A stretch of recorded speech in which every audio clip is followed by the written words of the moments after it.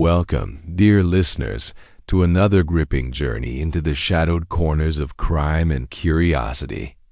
Tonight, we step into the candlelit halls of the Whispering Lantern Inn, an old refuge perched at the edge of a storm-swept coast, where secrets cling to every stone and the wind itself seems to carry whispers of danger.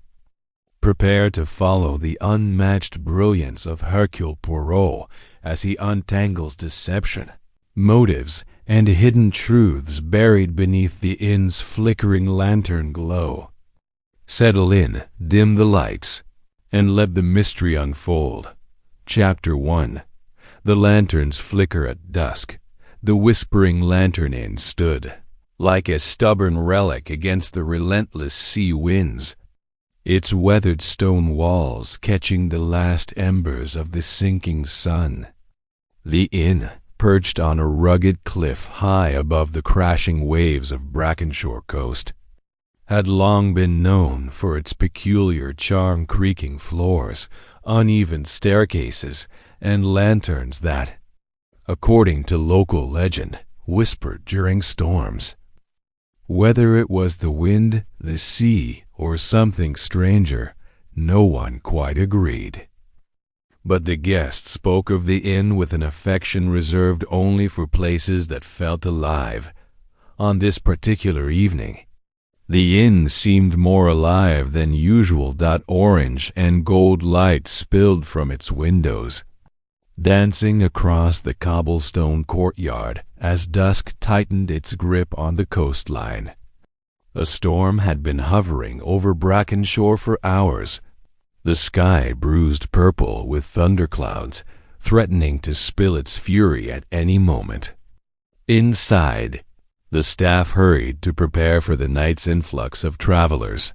Seeking shelter from the advancing tempest, the innkeeper, Mrs. Helena Brixton, broad-shouldered, silver-haired, and as sturdy as the inn itself, busied herself at the reception desk, her hands moving with practiced precision.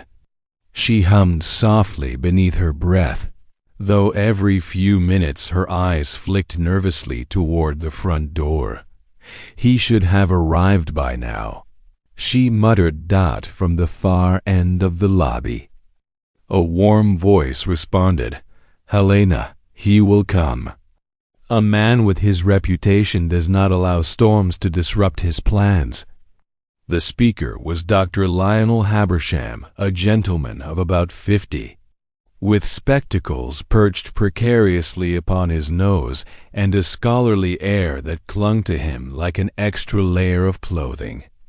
He closed the book he had been reading and walked toward her. "I know, Lionel," Helena said softly. But still indeed, for tonight, the inn was expecting a guest unlike any other. Monsieur Hercule Poirot. Word had arrived 2 days earlier, a letter penned in immaculate handwriting, requesting a reservation. No reason for the visit, no details, just a courteous notice that he would be arriving for the weekend. That alone had sent ripples of curiosity among the inn's residents. Poirot's reputation had spread far beyond London. Even on this windswept coast, his name carried a certain electricity. Outside, the storm finally released a low grumble. The wind picked up, rattling the old wooden shutters. Inside the inn, the evening routine carried on. Mr. Tobias Reed, the inn's caretaker, a wiry man with quick steps and quicker gossip, checked each lantern in the hallways, muttering under his breath about the coming storm. Several guests lingered in the lobby, warming themselves by the fire. Among them were Mrs. Clarissa Mallory, a widow dressed in elegant mourning attire, who carried an air of quiet grief. Mr. Harcourt Vale, a retired naval officer with a booming voice and a limp earned during service. Evelyn Crestwood, A young woman with restless eyes, constantly glancing over her shoulder as if expecting someone or something. Outside. The wind howled louder. Helena's gaze darted to the door once again. If he doesn't arrive soon, he'll be caught in the worst of it. Just then, as if summoned by her concern, the door swung open. A gust of cold wind swept into the inn, carrying a spray of fine mist from the approaching storm. And standing framed against the wild backdrop was a compact, impeccably dressed man with a neatly groomed mustache and a hat tilted at a precise angle, Monsieur Poirot. Helena exclaimed, hurrying forward. Poirot removed his hat, brushing off a few droplets. "Madame Brixton, my apologies for the delay. She has a temperament, no?" He smiled warmly. "But Poirot is here now, safe and dry." The lobby buzzed instantly. Conversations hushed. Eyes turned. Poirot greeted the innkeeper and nodded politely at the gathered guests. As he handed Helena his coat, his sharp gaze swept the room, taking in the flickering lanterns, the guests' expressions, the subtle tension hanging in the air. He noticed everything. Poirot always noticed everything. "Your room is ready, monsieur," Helena said. "We placed you in the east wing, overlooking the sea." Poirot inclined his head. "Most excellent."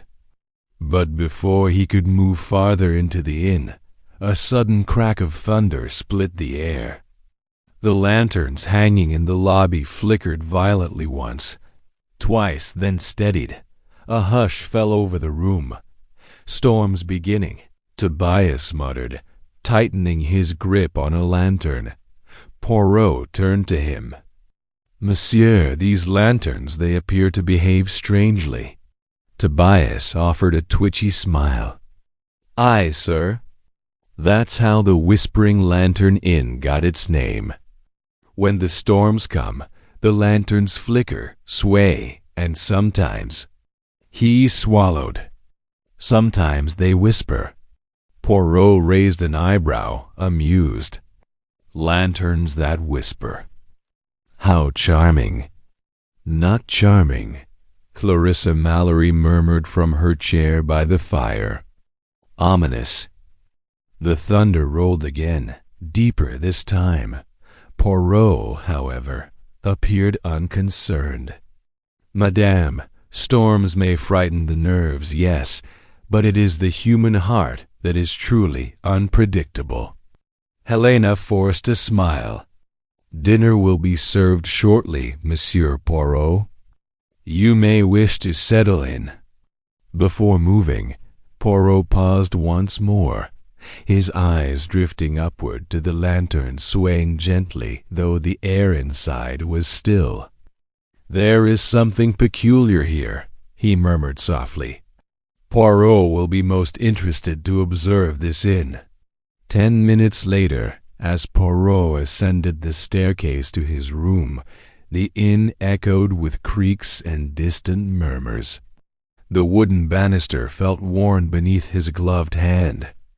The hallways dim except for lanterns that cast long shadows on the walls.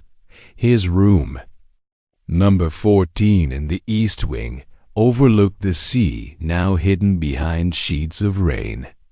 He unpacked methodically, each item placed with precision, his grooming tools, his neatly folded clothes, and a small leather notebook. Suddenly, a sharp knock sounded at his door. Poirot opened it to find Evelyn Crestwood standing there, visibly shaken. "Monsieur Poirot," she whispered. "May I speak with you, please?" "It's urgent." Poirot studied her pale face, her trembling hands. "Of course, mademoiselle. Enter, s'il vous plaît." She stepped inside, wringing her fingers. I shouldn't be here," she began. "But I don't know who else to turn to. They say you solve impossible things. They say you can see the truth." Poirot folded his hands behind his back. "Mademoiselle, tell me what troubles you." She looked toward the rain-lashed window. "Someone followed me here. I don't know who, and I don't know why." Poirot's mustache twitched thoughtfully. "You believe you are in danger?" I don't know. I feel watched. And the lanterns, they flicker outside my room every time I step near the door. Mrs. Brixton says it is the wind, but I know it is not the wind." Poirot regarded her intently. "Fear, mademoiselle, is a whisper that grows louder when ignored. But tell me, have you seen this person? Do you know them?" "No," she whispered. "But I heard something. A voice in the hallway last night. It whispered my name." Poirot's gaze sharpened. "Your name?" She nodded, tears welling. "Yes, and it sounded like someone I once knew. Someone who should not be here." Poirot leaned closer. "Should not be here, mademoiselle? Because they are far away or because they are dead?" She froze. Poirot had struck something. Before she could answer, a scream shattered the inn's quiet. A terrible scream coming from the lower floors. Poirot and Evelyn rushed to the door. Voices echoed up the staircase. Footsteps thundered across the floorboards. Another scream followed, louder this time. Poirot stepped into the hallway. "Mademoiselle, remain here." "But remain," Poirot repeated firmly. "For your safety." He hurried down the staircase, the lantern swaying violently above him as if urging him forward. Helena Brixton stood in the lobby, her hands over her mouth, pale as chalk. "Helena," Poirot called.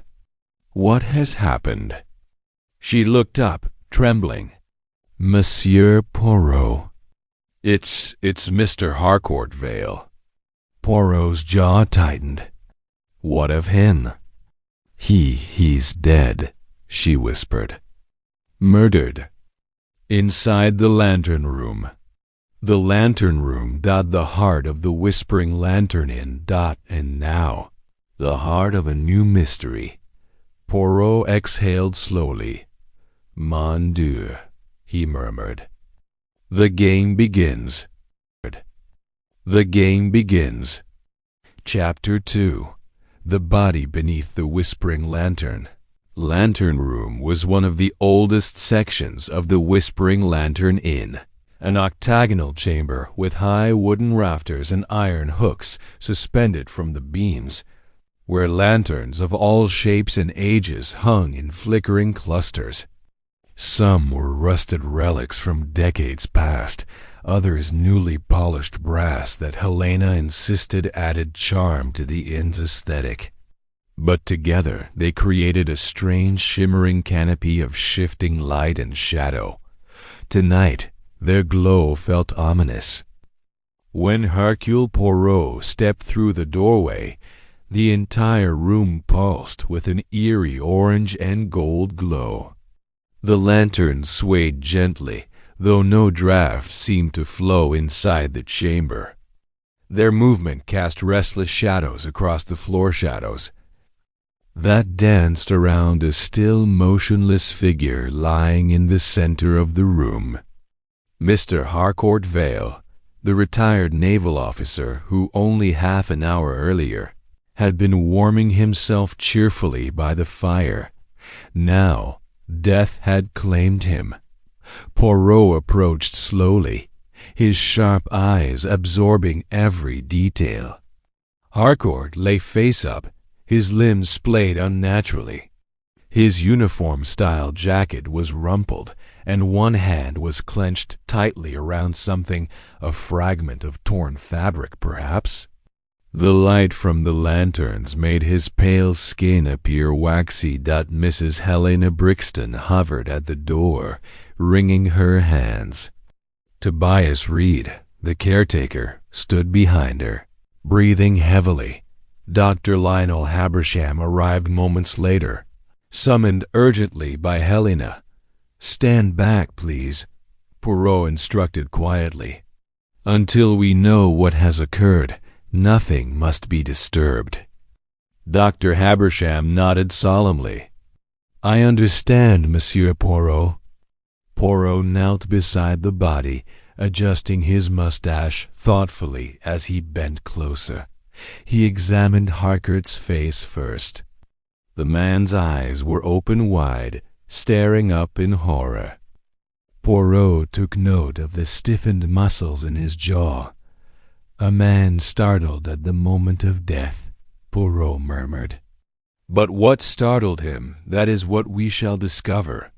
He shifted attention to Harcourt's hands.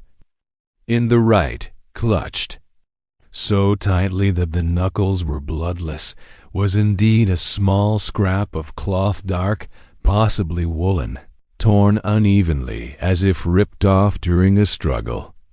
Poirot carefully pried it free. "Interesting," he said softly. He then examined Harcourt's left hand. It was extended toward the far wall, fingers outstretched as if reaching for something or someone. Next, Poirot inspected the wound. There was no pool of blood around the body, only a small trickle that had dried at the corner of Harcourt's collar. "Doctor?" Poirot gestured. Dr. Habersham knelt beside him, leaning close. "A puncture wound," he said after a moment. "Straight to the heart, it seems. Quick, efficient. A knife?" Helena asked, trembling. Habersham shook his head. "No, too narrow. Possibly an ice pick or a thin dagger." Poirot nodded slowly. "A weapon designed for stealth, for precision." Tobias Reed swallowed hard. But who would stab poor Harcourt? He was a friendly soul. Told stories, shared his brandy. Poirot looked up sharply. Stories, yes. Did he share anything more? Perhaps something of importance. Tobias fidgeted. Well, he did say he'd come to the inn following a lead, something from his naval days. But he didn't say much. Said the stormy coast reminded him of. Helena cut him off. This is not the time for gossip, Tobias. Poirot raised a hand gently. On the contrary, madame. In a murder investigation, every whisper of information may be valuable. Helena fell silent. Poirot rose slowly, walking a wide circle around the body without touching anything. His steps were measured, his gaze keen. He noticed several things at once. The lantern directly above Harcourt's body swayed more violently than the others. One of its glass panels had cracked. Near the far wall, a faint scuff mark trailed across the wooden floorboards. And just beneath one of the iron hooks, a faint residue dark, reddish clung to the metal. Poirot stood beneath the hook, examining the residue closely. He murmured. Curious. What is it, monsieur? Habersham asked. Poirot tapped the iron lightly. Blood, a smear, not a drop. Suggesting, what? A weapon brushed against it, or a hand. He turned toward the group. Ladies and gentlemen, it appears Monsieur Vale struggled before he fell, and the lantern room was chosen deliberately. Not for convenience, but for symbolism. Symbolism? Helena echoed, bewildered. Poirot gestured upward. An inn famed for its whispering lanterns, yes, a place of eerie reputation. For a killer seeking to mask their footsteps, both literal and figurative, this room provides many shadows and many distractions. A cold silence settled over the chamber. Tobias Reed shuffled nervously. Monsieur Poirot, does that mean the killer is still inside the inn? Poirot fixed him with a sharp gaze. But of course, he said quietly. The storm outside is growing fierce. No one entered or left without being seen. The killer is here. Among us. Double quotes, Helena gasped, pressing her hand to her chest. My word. Poirot stepped carefully around the body once more, noting Harcourt's jacket pocket. It appeared slightly open. Reaching in delicately, he retrieved a folded sheet of paper. The edges were damp, perhaps from sweat or the storm. He unfolded it. A map. A very old-looking map of the coastline surrounding Brackenshore. A faint red circle marked a specific area along the cliffs. Interesting indeed, Poirot whispered. Habersham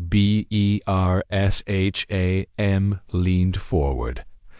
What is that? A clue, Poirot replied simply. But to what, we do not yet know. He slipped the map into a small evidence envelope Helena provided. Poirot then turned to Tobias Reed. You discovered the body, monsieur. Tobias nodded quickly. Yes, I did. I came to check the lanterns when I saw him lying there. I thought at first he'd fainted. But when I got closer, his voice cracked. His eyes, monsieur. Already gone. Poirot studied him closely. You touched nothing? Nothing, Tobias answered firmly. I ran straight for Helena. Ter's been. Poirot's gaze swept the room again. Dr. Habersham, please confirm the time of death. Habersham checked Harcourt's wristwatch, frozen at 7:42 p.m., likely damaged during the struggle. Within the last 15 minutes, he concluded. The body is still warm. Poirot turned toward Helena. And who was near this room during that time? Helena hesitated. I was in the lobby. Clarissa Mallory was still by the fire. Evelyn Crestwood went upstairs earlier. Poirot nodded thoughtfully. And Mr. Vale, did he leave the lobby shortly before his death? Helena swallowed. Yes, he said he needed air. He walked down the corridor toward the lantern room. Poirot clasped his hands behind his back, pacing slowly. So Monsieur Vale left the safety of the lobby voluntarily, came here, and then met his death. He paused beneath the largest lantern, watching it sway above him with a strange rhythm. Then he spoke softly. What drew him here? A meeting? A sound? A signal? Poirot turned sharply toward Helena. Madame Brixton, tell me, does this room remain unlocked at all times? Her eyes widened. Unlocked? No, Monsieur Poirot. The lantern room is locked except for staff. Only Tobias and I have access. Poirot arched an eyebrow. And was it locked tonight? Tobias looked away. Helena told me to check the lanterns before the storm worsened, he said. So I unlocked it. Poirot nodded slowly. Then someone used the brief window of opportunity. Helena's face paled. Monsieur Vale could not have known the door would be unlocked unless someone told him. Poirot finished. The lanterns flickered sharply as thunder rumbled overhead. Poirot studied the room. One final time before stepping back. "Ladies and gentlemen," he said, his voice firm, "we must gather all the guests in the lobby. The longer we wait, the more time the killer has to hide, to mislead, to prepare another move." "Another move?" Helena echoed. Poirot glanced toward the staircase, where Evelyn Crestwood now stood, pale and trembling. "Yes, madame," Poirot said softly. "For murders, like storms, rarely strike only once." He stepped past her, heading toward the lobby. "But fear not," Poirot added quietly. "The lanterns whisper, but the truth, she speaks more loudly." Poirot will listen. Chapter 3. The gathering in the lantern glow. The storm pounded the whispering lantern in with increasing ferocity as Hercule Poirot stepped into the lobby. Rain drummed against the roof like an impatient fist. Wind howled through the cracks in the old wooden shutters, and the lanterns lining the hall trembled as though shivering under the weight of the night's secrets. Helena Brixton hurried after Poirot, her steps quick but unsteady. "Monsieur Poirot," she whispered, "must we alarm everyone?" "Some of our guests." Poirot raised a gloved hand, gently silencing her. "Madame, a man has been murdered." "It is not I who alarms them, mais non, it is the killer." As Helena swallowed nervously, Poirot stepped farther into the center of the room. The warm lantern light flickered in gold and amber hues, softening the inn's aged interior, but doing nothing to soften the tension gathering thickly in the air. "Please," he announced in a firm, clear voice, "all guests will gather here, if you would be so kind. Tobias, fetch them." Tobias Reed, still pale from discovering Harcourt's body, nodded shakily and hurried up the staircase. Moments later, footsteps echoed through the inn as he knocked on each door, his voice wavering. "One and all, please come to the lobby at once." Slowly, the guests trickled in. Clarissa Mallory, still seated by the fire, looked up in alarm as the others gathered. Her gloved hands clutched a handkerchief embroidered with initials that glinted faintly in the lantern light. Dr. Lionel Habersham, slightly out of breath, entered just behind them, adjusting his spectacles as though preparing for an examination. Evelyn Crestwood, the young woman who had confided in Poirot earlier, descended the stairs hesitantly. Her eyes darted around, searching for danger in every corner. Finally, Tobias returned, announcing, "All present." "Monsieur Poirot." Poirot stepped forward, clasping his hands behind his back.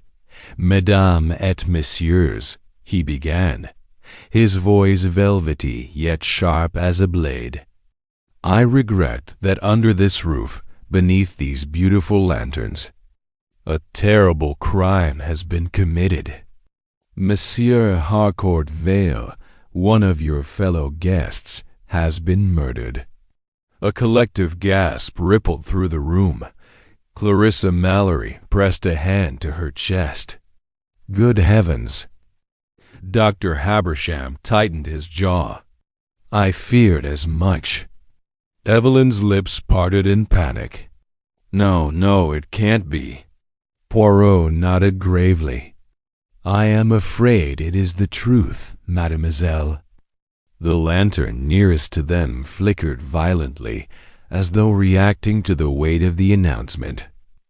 The shadows it cast stretched across the floor like dark fingers.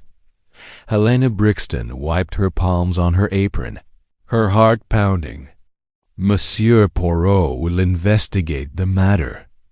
No one is to leave the premises until the authorities arrive in the morning." But the storm, Tobias began, ensures that no one will leave tonight, Poirot finished. The roads are impassable, the cliffs dangerous. We are, how you say, isolated. A tremor of unease passed through the group. Poirot allowed a moment of silence before continuing. Now, I will ask each of you some questions. It is essential that you answer truthfully. Lies, they are like the lanterns in this inn flickering. And Poirot, he sees the flicker. He turned first to Clarissa Mallory. Madame, you remained by the fire throughout the evening. Did you see Monsieur Vale leave the lobby? Her voice trembled. I did see him rise from his seat. He announced he needed air, yes. But I did not follow. Did he seem troubled? She hesitated. Poirot's eyebrows lifted. He appeared deep in thought. She finally said, nervous perhaps. But then, many men who served in the Navy carry their worries heavily. Poirot nodded. Next, he addressed Dr. Habersham. Monsieur le Docteur, you were reading near the stairs. Did you see anything? Habersham adjusted his glasses. I saw Vale step toward the corridor that leads to the lantern room. I remember thinking it was an odd choice of location for a walk, given the weather. You did not follow? No, I had no reason to. Poirot hummed thoughtfully. He turned to Evelyn Crestwood. Mademoiselle, he said softly, you came to me earlier. Frightened. You believed someone was watching you, perhaps following you? Evelyn's throat tightened. Beads of sweat formed near her temple despite the cold draft. Yes, she whispered. I heard my name whispered last night, and the lanterns outside my door flickered every time I approached. I felt someone was near me. Poirot studied her closely.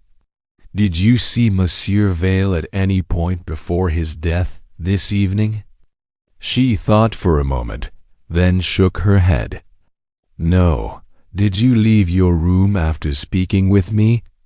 No, Monsieur Poirot. I stayed put.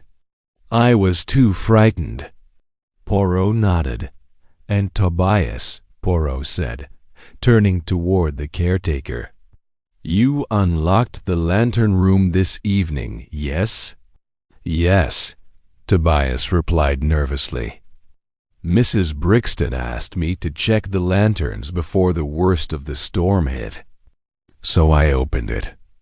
I didn't expect anyone else to go in. Yet Monsieur Vale did, Poirot murmured. He walked toward the lantern room, where only you and Madame Brixton knew the door would be unlocked. Helena gasped. Monsieur Poirot, you can't possibly think. I think nothing yet, madame, Poirot said gently. I only observe. Always I observe. He clasped his hands behind his back again. You see, mes amis, in a place like this isolated, shrouded in storm, it is unlikely that Monsieur Vale's death was random. It was deliberate. He went to the lantern room for a reason. Poirot retrieved the evidence envelope from his coat and removed the map found on Harcourt Vale's body. This map, he announced, was found in his pocket. It marks a specific location along the cliffs near Brackenshore. Everyone leaned forward. Poirot continued. It suggests he came not only for leisure, but for purpose. The question we must ask is this: did someone here share that purpose, or fear what he might discover? A boom of thunder punctuated his words. Helena shivered. Monsieur Poirot. Are you saying that someone in this room had a motive to kill him? Poirot looked around the room slowly, his gaze like a lantern beam cutting through darkness. But of course. Clarissa Mallory looked offended. This is absurd. I only arrived yesterday. I've never met the man. Perhaps, madame, Poirot replied. Or perhaps Monsieur Vale's journey here intersects with yours in ways not immediately visible. Dr. Habersham frowned. Poirot, are you suggesting some conspiracy? Poirot smiled faintly. Ah, conspiracy. A word often used when the truth seems too complex. His eyes gleamed. But murder, messieurs dames, is rarely simple. He turned again to Evelyn. You said you heard your name whispered. Yet you did not see anyone. No, she whispered. And Tobias, Poirot continued. You knew the lantern room door would be open. Yes, Tobias replied, swallowing. But I didn't tell anyone else. Poirot raised a brow. How can you be so sure? Tobias opened his mouth, then closed it. Well, I didn't think I told anyone. Poirot turned to Helena. Madame Brixton, who else knew your routine for preparing the inn before storms? Helena looked confused. Only Tobias and... She stopped. Poirot's eyes narrowed. And? He prompted. Only Tobias and my husband used to know before he passed away, she said softly. But no one else. Not a soul. Poirot nodded slowly. Then it appears we must look not at the routines, but at the opportunity. For someone anticipated Monsieur Vale's presence in the lantern room. And if a meeting was arranged, his gaze swept the room again. Someone here wanted him silenced. A long silence followed.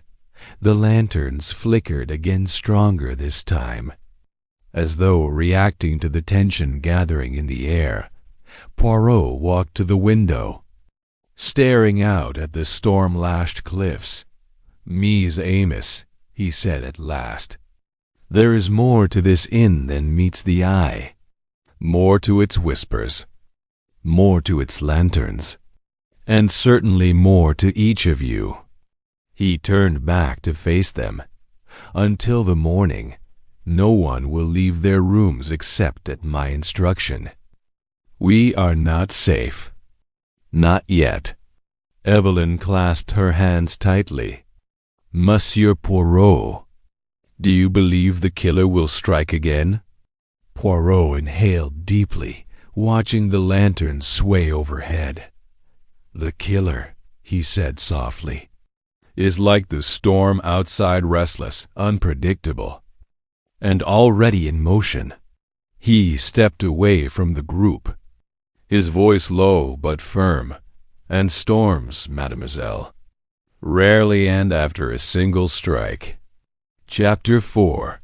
The footprints in the storm. The storm had reached its full fury by the time Hercule Poirot stepped away from the gathered guests and began his quiet, methodical walk through the inn's dimly lit corridor.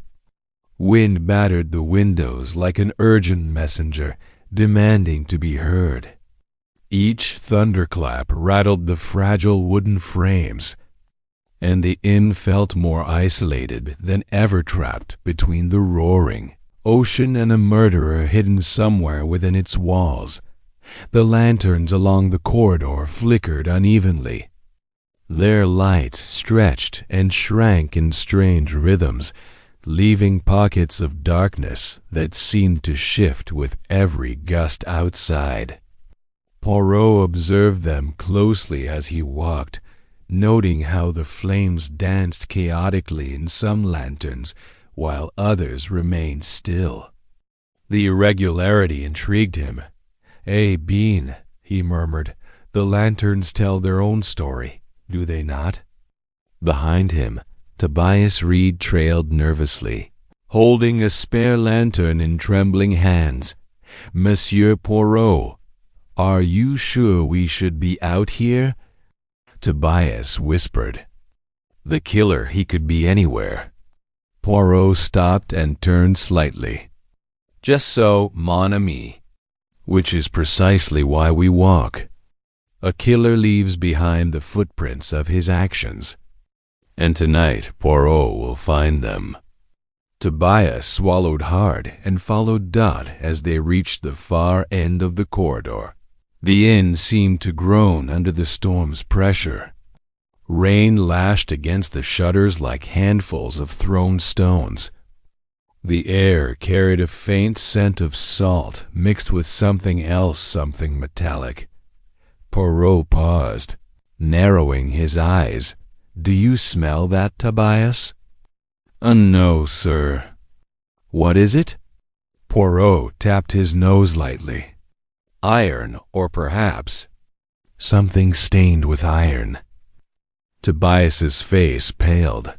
They turned a corner, and Poirot spotted something instantly, a faint dark streak running along the wooden wall, barely visible in the dim lantern light. A smear. Poirot crouched to examine it. "Blood," he said softly, "but not much. A drag, not a spill. Monsieur Vale fought, but not here. This is transfer a trace left by someone who brushed the wall." Who brushed the wall like that?" Tobias stammered. Poirot's eyes glinted. "A person carrying something heavy, or someone walking away from a crime." He stood again, hands behind his back, and continued down the corridor. Moments later, a sudden crash echoed from the staircase. Tobias flinched. What was that? Poirot remained calm. "We shall see." As they descended the stairs, lantern light flickered violently above them, as if reacting to unseen movement. When they reached the bottom, Poirot's gaze shifted immediately to the floorboards.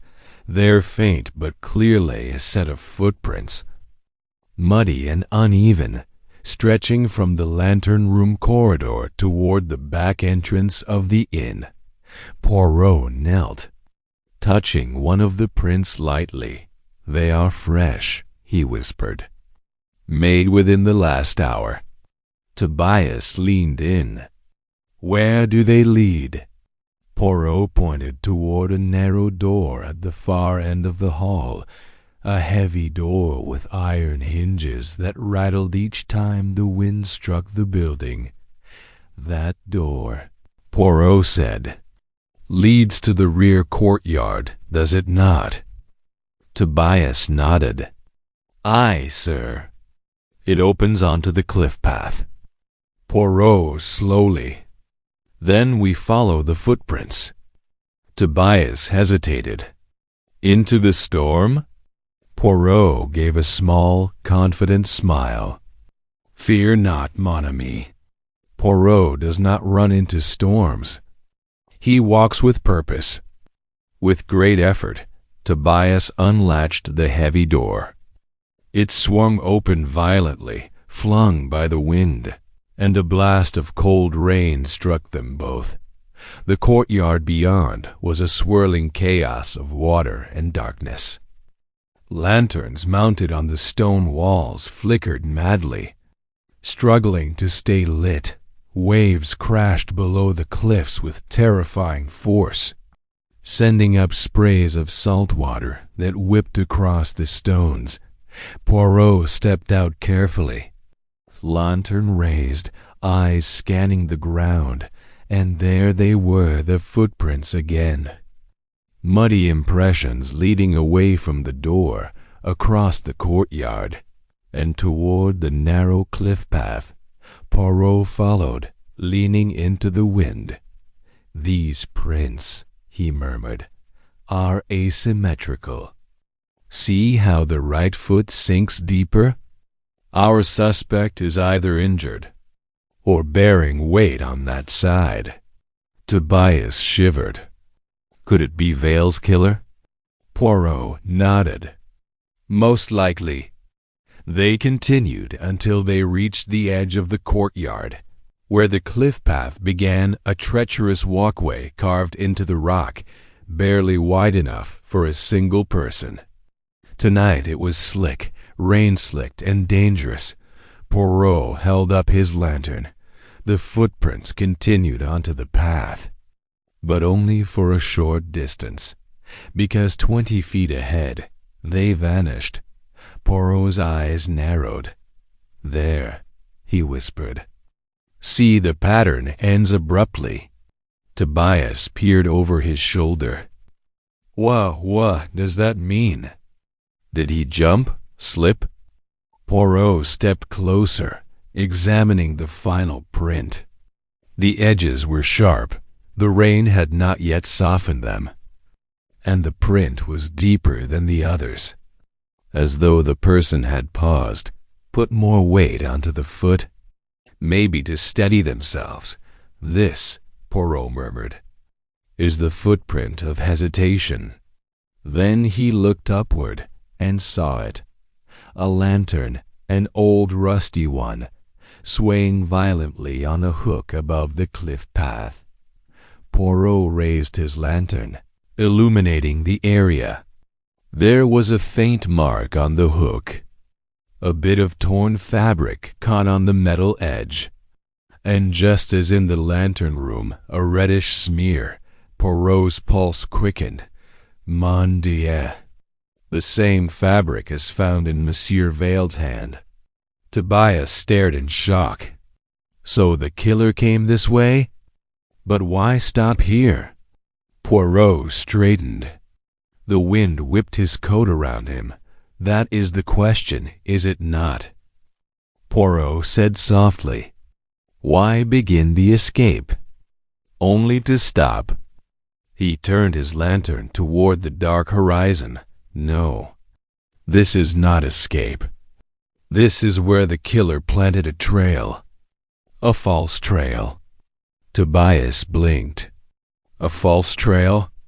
Poirot nodded, eyes sharp as knives. Our killer wanted us to believe he fled along the cliffs. But he did not. The prints end abruptly because they were meant to end abruptly. He wanted us to follow them, while he doubled back unnoticed. The realization sank in like cold water. "So the killer is still inside," Tobias whispered. Poirot turned toward him, his expression grave. "Precisely." The wind howled around them, scattering droplets across Poirot's face. He lifted the lantern again. "There is another thing," he added. "Look at the orientation of the final footprint. It faces not outward toward escape, but inward, toward the inn." Tobias's breath hitched. "You mean he walked back?" Poirot nodded.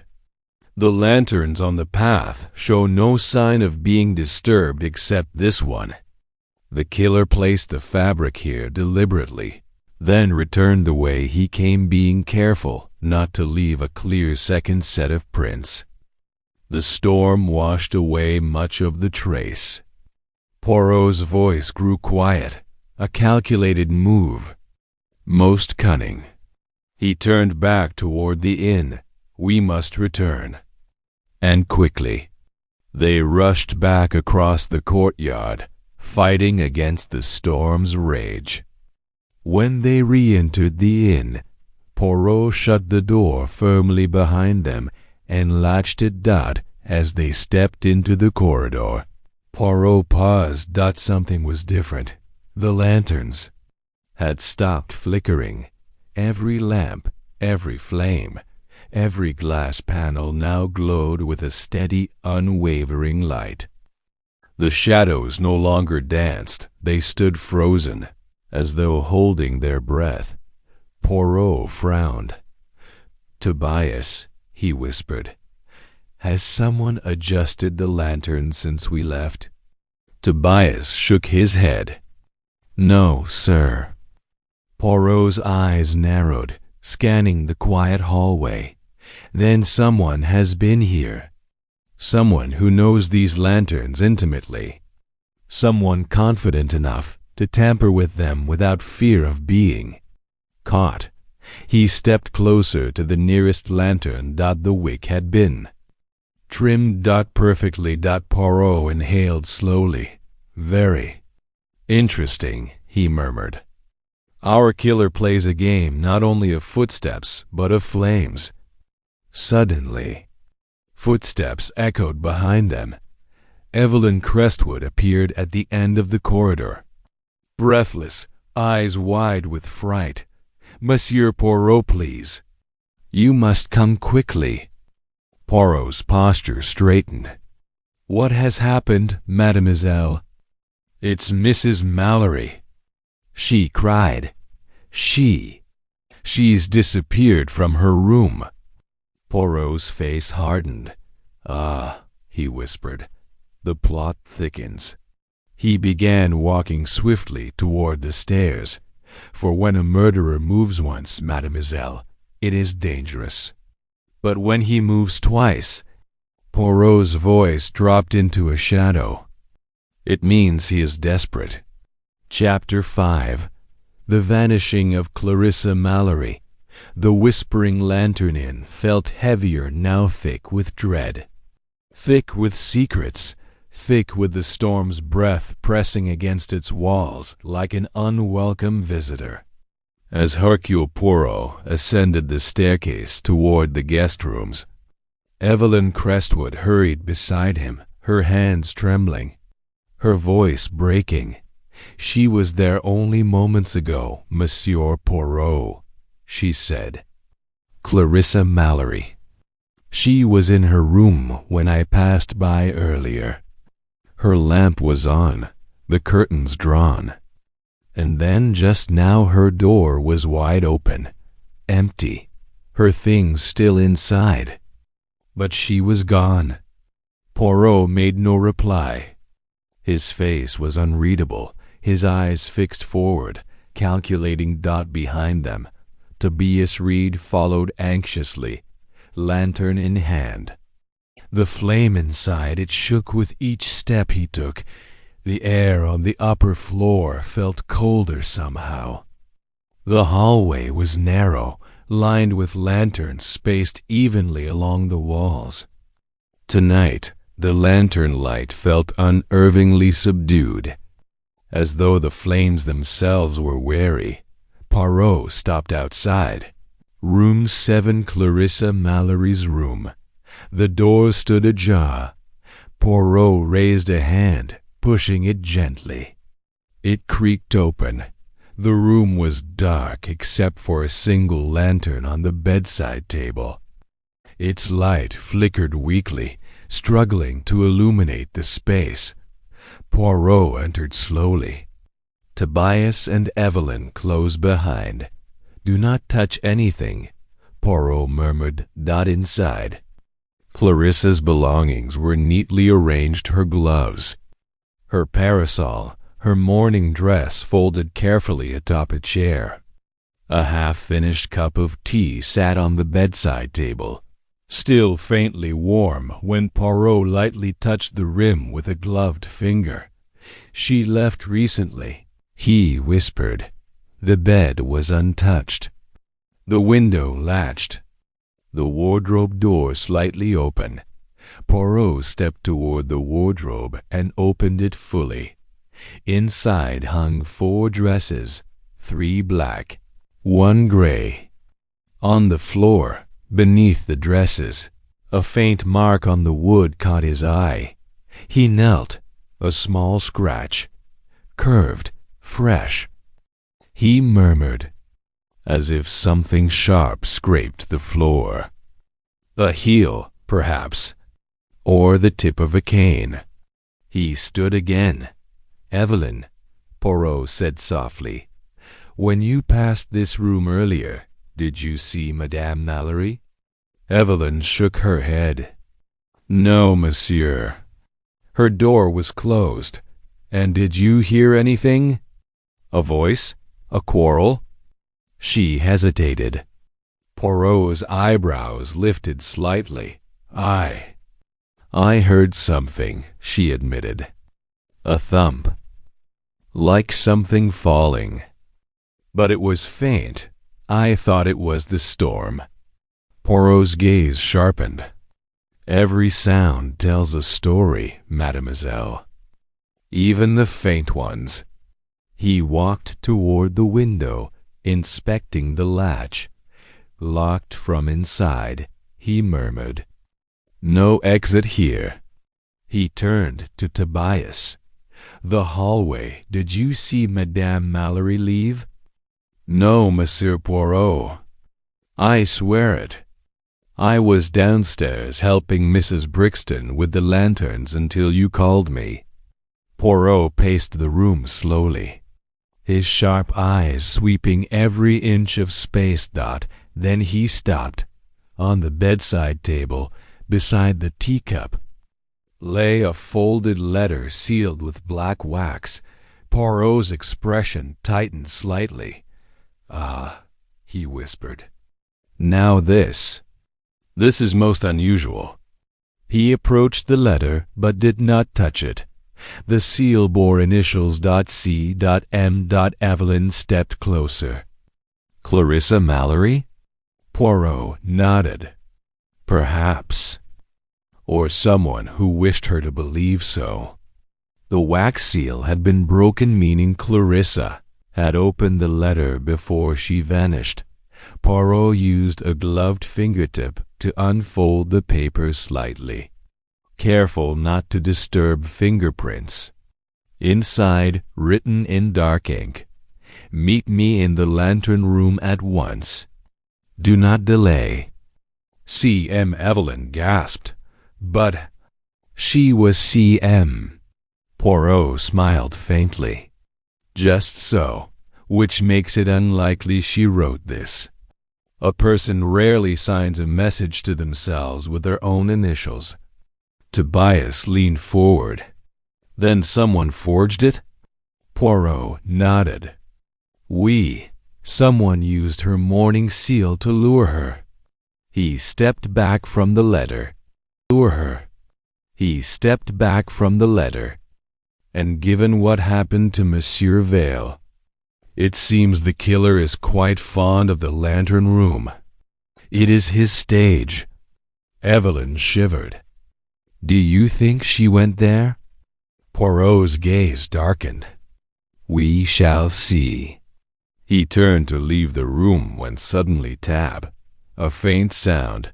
Poirot froze. The others did too. Tap, tap. It was coming from above. Poirot looked upward toward the ceiling. There, faintly visible through the warm lantern light, was a square outline, a ceiling hatch. "The attic," Tobias whispered. "But it's always locked." Poirot raised an eyebrow. "Always? Even tonight?" Tobias swallowed. I don't know. I haven't been up there in months." Poirot stepped into the hallway. "Fetch me a chair, Tobias." Within moments, Tobias returned with a sturdy wooden chair. Poirot positioned it beneath the hatch, stepped up, and reached for the small brass latch. It was unlocked. Poirot inhaled deeply. "Ah," he whispered. "The killer climbs, does he? A man or woman who uses the shadows above rather than the halls below." He pushed upward. The hatch creaked open. A rush of cold, stale air spilled down, carrying dust and the faint scent of old wood and forgotten memories. Poirot raised the lantern. Tobias handed him. The beam illuminated a narrow crawl space leading into darkness. Old trunks, broken furniture, and long unused lanterns were scattered throughout the attic, casting grotesque shadows under the flickering light. Poirot climbed up, the old boards creaking ominously beneath his weight. He moved slowly, carefully, like a man walking on thin ice. Evelyn watched from below. Hugging herself, Tobias whispered, "Monsieur." "Should we come?" "No," Poirot said softly. "Remain where you are. If the killer hides here, he may attempt to flee. You will block his escape." Poirot moved deeper into the attic. The lantern's glow revealed long trails of dust, disturbed recently footprints, faint but visible, running along the wooden boards. Poirot followed the prints. "Fresh," he murmured. "Made within the last hour." Then he stopped abruptly, because there, lying in the dim light, was a black lace glove, Clarissa Mallory's glove. Poirot knelt beside it. "It is hers," he whispered. "And she was here." A sudden noise, a soft shuffling sound, came from the far end of the attic. Poirot's spine stiffened. He stood, lantern raised high. "Who is there?" Poirot called. Silence. Only the storm outside answered. Poirot took another step, then another. The attic stretched farther than he expected, its far corner swallowed in darkness. Another sound, this time. Distinctly the creak of a floorboard. Poirot swung the lantern beam sharply. And saw a shadow slipping behind an old wardrobe. Poirot stepped forward. "Calm as always. Come now," he said softly. "Poirot sees you. No more games." He approached the wardrobe, his hand steady, but when he pulled it aside, nothing. The space behind it was empty. Poirot blinked. Then he noticed it, another small hatch, half hidden behind the wardrobe, leading downward. "A second exit," he murmured. "Most unusual." He kneeled, touching the edge. Warm. Someone had opened it recently. He stood again, retreating back toward the main hatch. When he climbed down into the hallway, Evelyn approached him anxiously. "Did you find her?" Poirot shook his head. "None, but I found where she went." He held up the lace glove. Evelyn gasped. Tobias looked horrified. But why take her?" "Why her?" Poirot looked down the hallway, where lanterns glowed steadily. Then he spoke slowly, thoughtfully. "The killer, he is not finished. And Clarissa Mallory, she knew something. Something that our murderer fears." Poirot's gaze hardened. "And now Mies Amos. He hides her." As Poirot descended the stairs again, the entire inn seemed to shift with the storm's pulse. Every lantern burned bright and unwavering, calmer than before, unnervingly steady. Poirot stopped. Something struck him. "Evelyn," he said suddenly, "when you found her room empty, was the lantern light steady or flickering?" Evelyn blinked. "Steady, Monsieur Poirot. Unusually steady."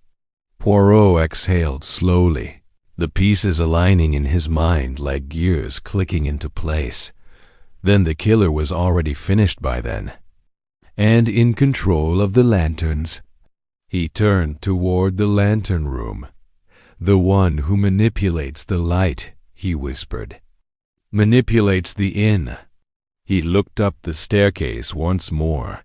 "And the one who manipulates the inn manipulates the guests." Poirot stood still for a long moment. Then his voice lowered into shadow. Clarissa Mallory has not been taken by chance. She has been taken because she knows the truth behind this inn. A thunderclap shook the building. Poirot's eyes narrowed. And now we must find her. For if we do not, she may be the next to die. Chapter 6. Secrets beneath the whispering floorboards. The storm outside raged with renewed fury, hammering the whispering lantern in as if demanding entry. The walls groaned, the windows trembled, and the lanterns glowed with an unnatural steadiness as though someone had tamed the flames. Themselves, Hercule Poirot descended the staircase slowly, each step measured, his mind racing faster than the lightning cracking across the sky. Evelyn Crestwood and Tobias Reed followed behind him. Their faces pale and strained dotted the base of the stairs. Helena Brixton awaited them. Her hands were wrung together so tightly her knuckles had gone white. "Poirot," she whispered, "please tell me you've found something, anything." Poirot held up Clarissa Mallory's black lace glove. Helena's eyes widened in horror. Oh no. "She is not dead," Poirot said calmly. "But she is taken." Helena echoed. "By whom?" Poirot looked directly into her eyes. "By the one who knows this inn as intimately as its beams, as its lanterns, as its secrets." Helena swallowed. "The staff? Tobias? Me?" "Monsieur Poirot, I would never." Poirot raised a hand gently. "Madame, calm yourself. I accuse no one. I merely observe that the killer uses this inn as a stage and the lanterns as signals." He stepped into the center of the lobby. The lanterns flickered slightly as the flames trembled within their glass chambers, but all stayed perfectly lit. Poirot's eyes narrowed. "Too perfect," he murmured. Evelyn approached. "Monsieur Poirot, what do you mean?"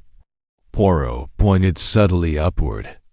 "The storm outside is fierce wind, rain, thunder. These lanterns, they should be flickering wildly, but they are steady. Every single one." Tobias frowned. "Well, I trimmed their wicks earlier, but they shouldn't all burn this evenly." Poirot nodded. "Precisely. Someone has adjusted them. Someone skilled.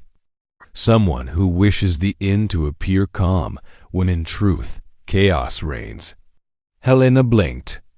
"But why control the lanterns?" Poirot smiled faintly. "Ah, madame, you asked the right question. And the answer is not the lantern the heart of this inn? Its symbol? Its namesake? Our killer has chosen a motif." He turned suddenly. "We must search the lower floors. If Madame Mallory was taken to the attic, she may now have been moved elsewhere." Tobias gasped. "Moved? But where?" Poirot's eyes drifted toward the old cellar door at the far end of the corridor, a door warped by time, its iron handle rusted, its hinges groaning softly in the wings. "There," Poirot whispered. "The cellar. The one place we have not yet searched." Helena stiffened. "Monsieur Poirot, that cellar is dangerous. The beams are brittle. The stairs aren't stable. No one goes down there unless necessary." Poirot tapped a finger against his temple. "Just so, madame. Which is why it is the perfect place to hide something. Or someone." He stepped toward the cellar door. Tobias hurried after him. "We'll need more light," Tobias said. "No," Poirot replied. "One lantern will suffice. Too many lights, and shadows vanish." Poirot needs shadows. He opened the cellar door. A breath of cold, damp air rose to greet them, air untouched by sunlight for decades. The lantern light illuminated the top few steps, but beyond that, darkness swallowed everything. Poirot stepped inside. The stairs creaked beneath his weight, groaning like old bones. Tobias followed, holding the lantern higher. Evelyn hesitated, but Poirot gestured gently. "Come, mademoiselle. Fear thrives in darkness, but truth thrives where light is carried." She descended slowly behind them. The cellar stretched wide beneath the inn, supported by thick wooden beams and stone walls dripping with moisture. Old barrels, crates, broken lanterns, and forgotten furniture lay scattered in dusty heaps. Poirot scanned the room. "Look for disturbance," he murmured. "Dust moved, footprints, anything that does not belong." They searched carefully. Tobias examined one side of the room. Evelyn moved shakily along the other. Poirot walked to the center, observing every shadow, every texture. Then he froze. Near the far wall, partially hidden behind an overturned barrel, was a single footprint smaller than the muddy prints from the courtyard. A woman's footprint, light, precise. Poirot knelt beside it. "It is hers," he whispered. "Clarissa Mallory came this way." Evelyn gasped. "She was brought here." Poirot touched the footprint gently. "Or she came here willingly." Tobias shook his head. "Why would she come down here?" "It's freezing, eerie." Poirot's eyes glinted. "That is what we must discover." He stood and raised the lantern higher, casting light across the opposite wall. And there, partially hidden behind planks of old wood, was a door, a small door, a hidden door. Poirot stepped closer. "What is behind this?" he asked. Tobias hesitated. I don't know. I've never seen it. It must be from before my time." Poirot felt the edges of the door. They were smooth from frequent use, a secret door used far more often than anyone admitted. He pressed lightly. The door moved. Unlocked. Poirot inhaled deeply. "Stand back," he instructed. He opened it. The lantern beam spilled into a narrow passageway. Dark and confined, a tunnel carved directly into the stone beneath the inn. Moisture dripped from the ceiling. The walls felt close, suffocating. Evelyn clutched her arms. "What is this?"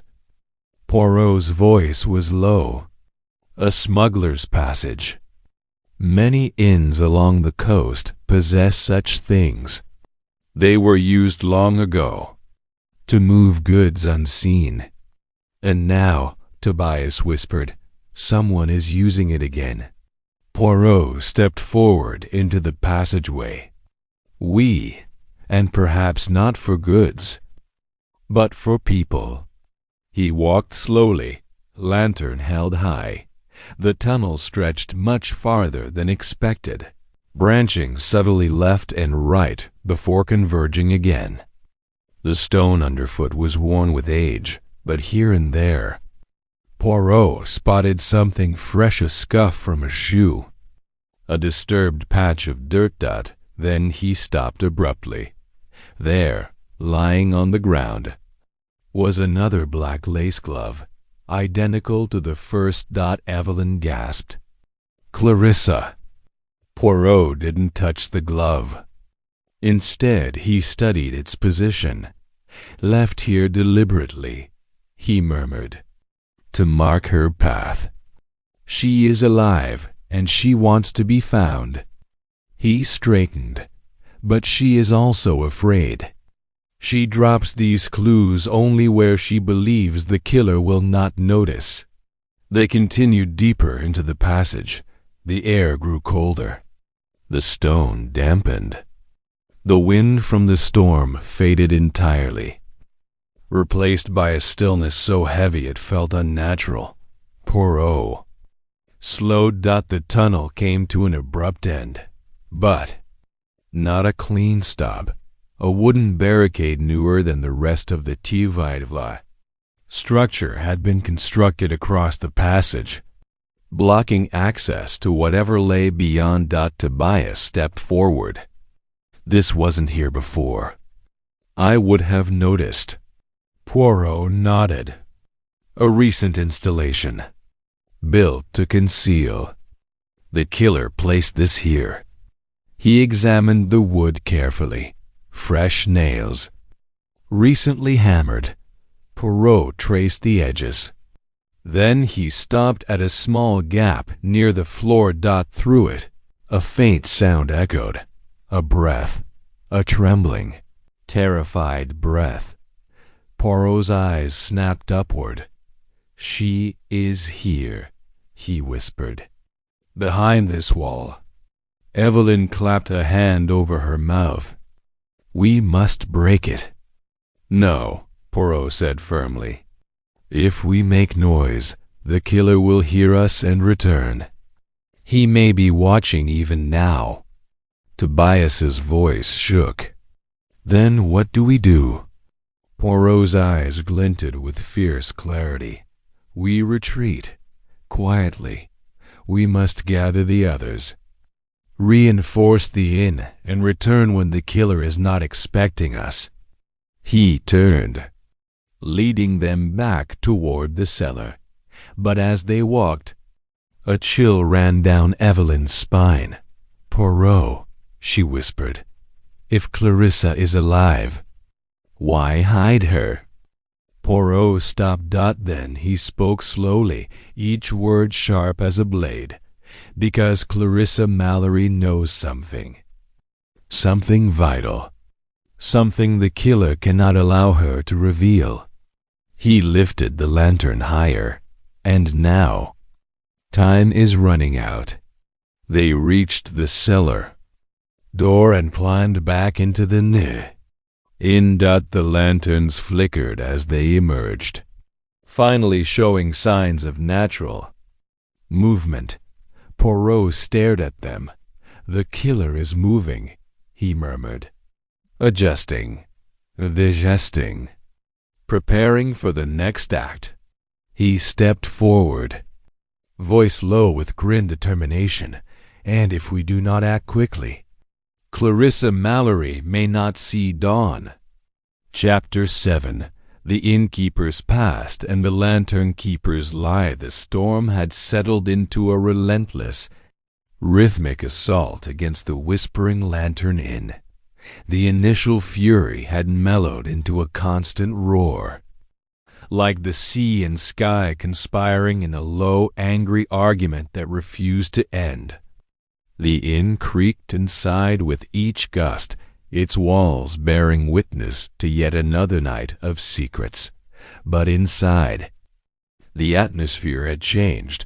Where there had been uneasy curiosity, there was now sharp-edged fear. Hercule Poirot stood once again in the lobby, the heart of the inn, where lanterns glowed in ordered rows along the walls. Their light was steady, now too steady, casting clean pools of illumination on the floorboards. No unnecessary shadows, no dramatic flickering. Controlled. Poirot turned slowly in place, his eyes taking in every lantern, every reflection, every small detail. Helena Brixton stood behind the reception counter, her expression strained. Dr. Lionel Habersham leaned against a wooden pillar, arms folded, brows furrowed. Evelyn Crestwood hovered near the hearth, looking pale but determined. Tobias Reed lingered near the staircase, the very image of a man trapped between guilt and fear. Poirot clasped his hands behind his back. "Mesdames et messieurs," he began, his soft Belgian accent cutting gently through the tension. "We have reached a most delicate point in our little drama." No one spoke. "The storm," Poirot continued, "keeps us prisoner.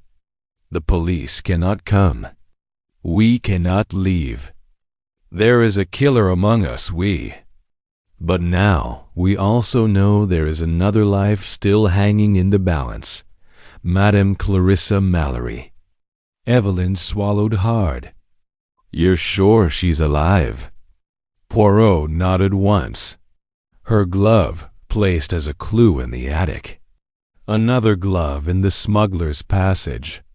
And behind the wooden barricade, I heard breathing, trembling. She is alive for now. Helena gripped the counter tighter. "But why?" She whispered. "Why keep her alive if he killed Vale?" "Because," Poirot said quietly, "Madame Mallory possesses something Monsieur Vale did not. Knowledge. The killer does not yet dare to silence her completely. There is something he still hopes to control." Dr. Habersham adjusted his spectacles. "Knowledge of what, Poirot?" Poirot turned his gaze toward Helena. "Of this inn?" he said softly.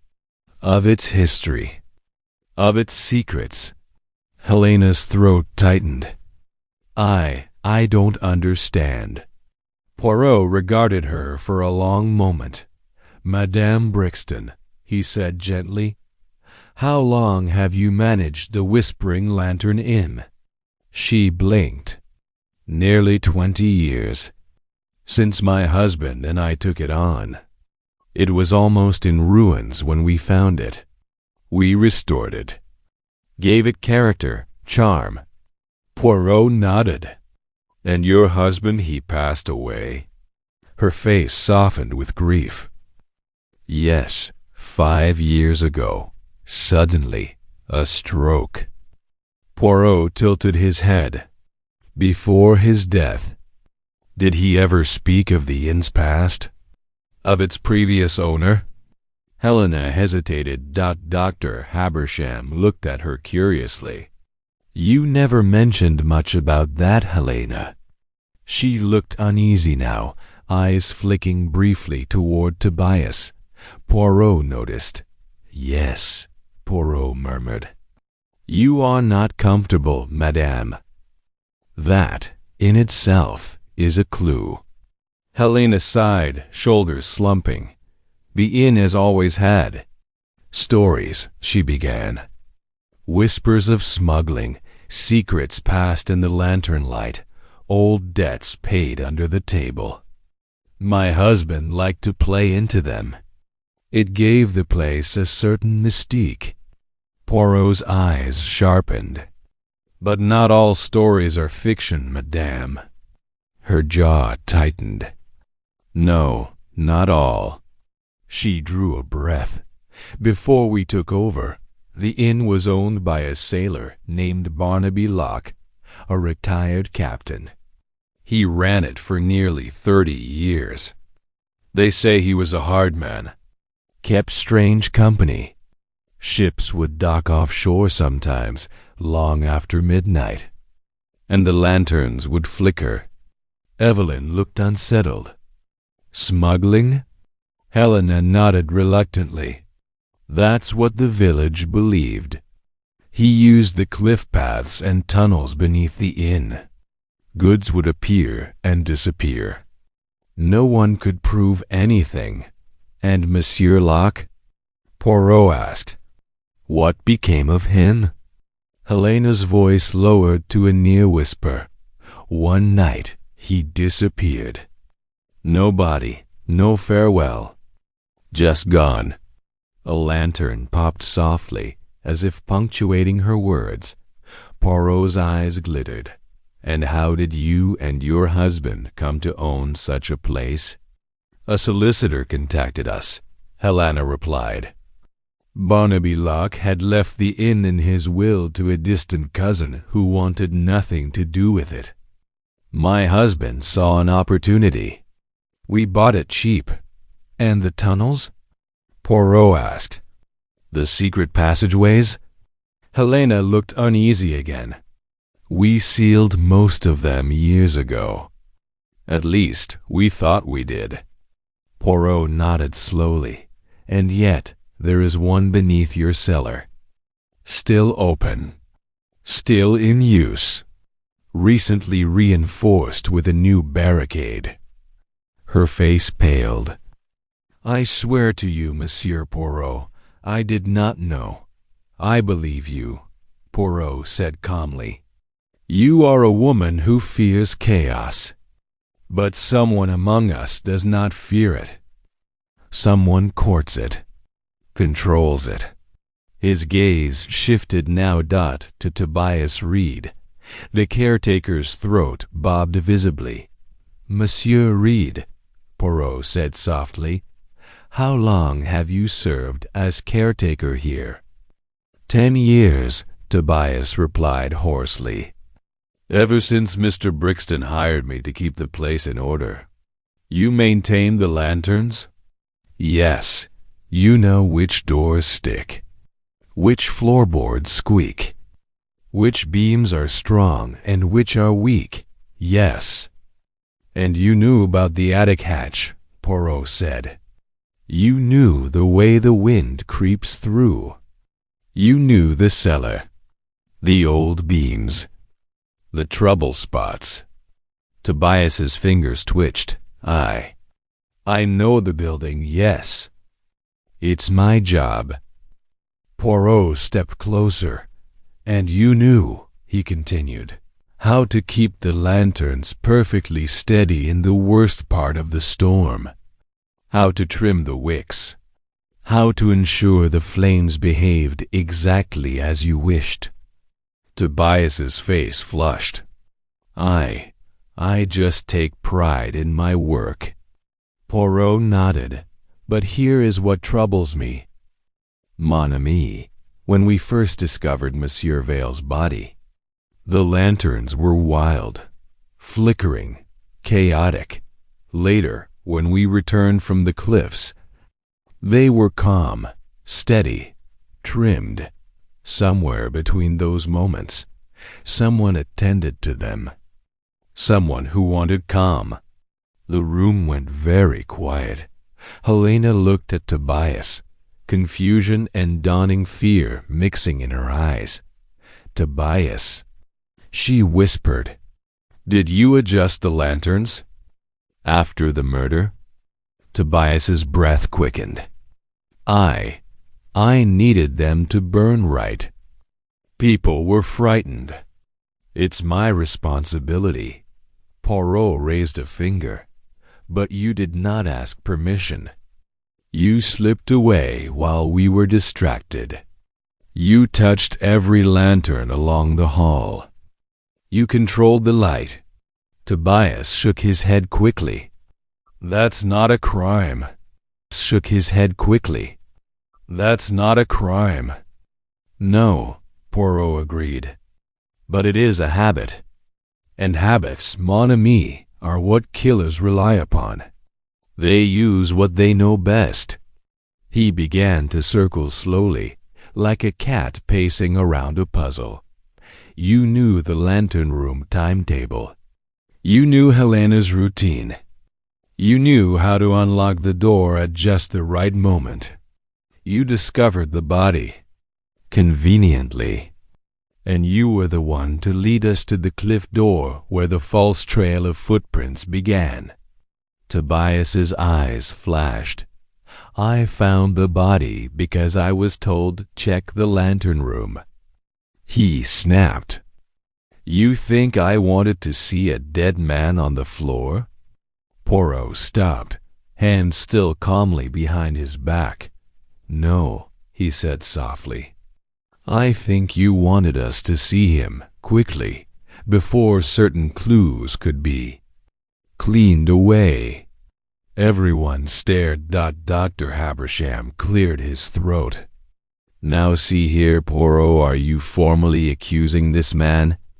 Poirot held up a hand. "None, not yet. To accuse before one understands, that is clumsiness. Poirot, he prefers elegance." He looked at Tobias. "Monsieur Reed, perhaps you are merely guilty of poor judgment. Or perhaps you know more about the tunnels beneath this inn than you have said." Tobias swallowed, eyes darting once more toward Helena. Poirot caught the glance. "Ah," he murmured. "There is something you fear to say in front of Madame Brixton. Interesting." Helena's face tightened. "What is it, Tobias?" Tobias's shoulders sagged suddenly, years of tension catching up to him in a single moment. I knew about the tunnel," he whispered. "I knew it was still open." Helena stared at him. "You what?" "I found it a year ago," he continued, voice cracking. "By accident. I followed a draft in the cellar, pushed aside some old crates and saw the door. I went inside, just a little. Saw how far it went. I meant to tell you, Helena, but then..." He shook his head. "But then I thought, what if the inn's old stories could become useful?" Poirot's eyes gleamed. "Useful," he repeated. "In what sense?" Tobias's hands clenched. "Some guests, like a thrill. They come here for the mystery. I thought if I tidied a bit, left hints, little noises, the inn's reputation might grow. More visitors, more money." Helena looked horrified. "You used the tunnels to scare our guests? To toy with them?" He nodded miserably. "Little things only. A whisper outside a door, a creaking board. Nothing dangerous. I never hurt anyone. I swear it." Poirot tilted his head. "But now someone has used that same passage to kidnap Madame Mallory. Someone who knew it well enough to build a new barricade. Someone who understood your little games and escalated them." Tobias stared at the floor, and, Poirot added softly, someone who hoped that if blame came, it might fall upon the man who had already been sneaking through the walls. Tobias looked up sharply, eyes wide with fresh fear. "You mean someone is framing me?" Poirot smiled faintly. "Perhaps. Or perhaps you are more involved than you admit. Either way, the truth is very close now." The wind howled against the windows. Poirot turned to Helena. "Madame Brixton, I must ask, apart from Tobias, who else knew of the inn's old ownership records? The history of Barnaby Lock, the matter of the missing captain?" Helena hesitated. "Only Lionel," she said quietly. "Dr. Habersham. He handled some of the paperwork when my husband died. He helped me go through the archives." All eyes turned to the doctor. Habersham frowned. "This is absurd. I assist with letters and ledgers, not tunnels." Poirot's gaze was steady. "And yet, monsieur, you are a man of details, of anatomy, of precision. You diagnosed the wound on Monsieur Vale's body as a narrow puncture, efficient, direct. You recognized the time of death. You stayed near the stairs, always able to see who went where." Habersham's jaw tightened. "Are you accusing me now?" Poirot smiled slightly. "I am merely placing the pieces on the table, monsieur. Nothing more." "Not yet." He stepped back, surveying them all. "The past of this inn is not separate from tonight's events. The smuggling tunnels, the missing captain, the new owners, the caretaker who plays with ghost stories, the doctor who knows too much, the guest who disappears, the guest who dies." He looked toward the lantern room corridor, and at the center of everything, always, the lanterns. Evelyn spoke timidly. "And me, Monsieur Poirot? Where do I fit into this?" Poirot looked at her gently. "You, mademoiselle, are the outsider who hears the whispers first, the one who feels danger before the others do. You are not the spider. You are the fly caught close to the web." She shivered. Poirot lifted his chin.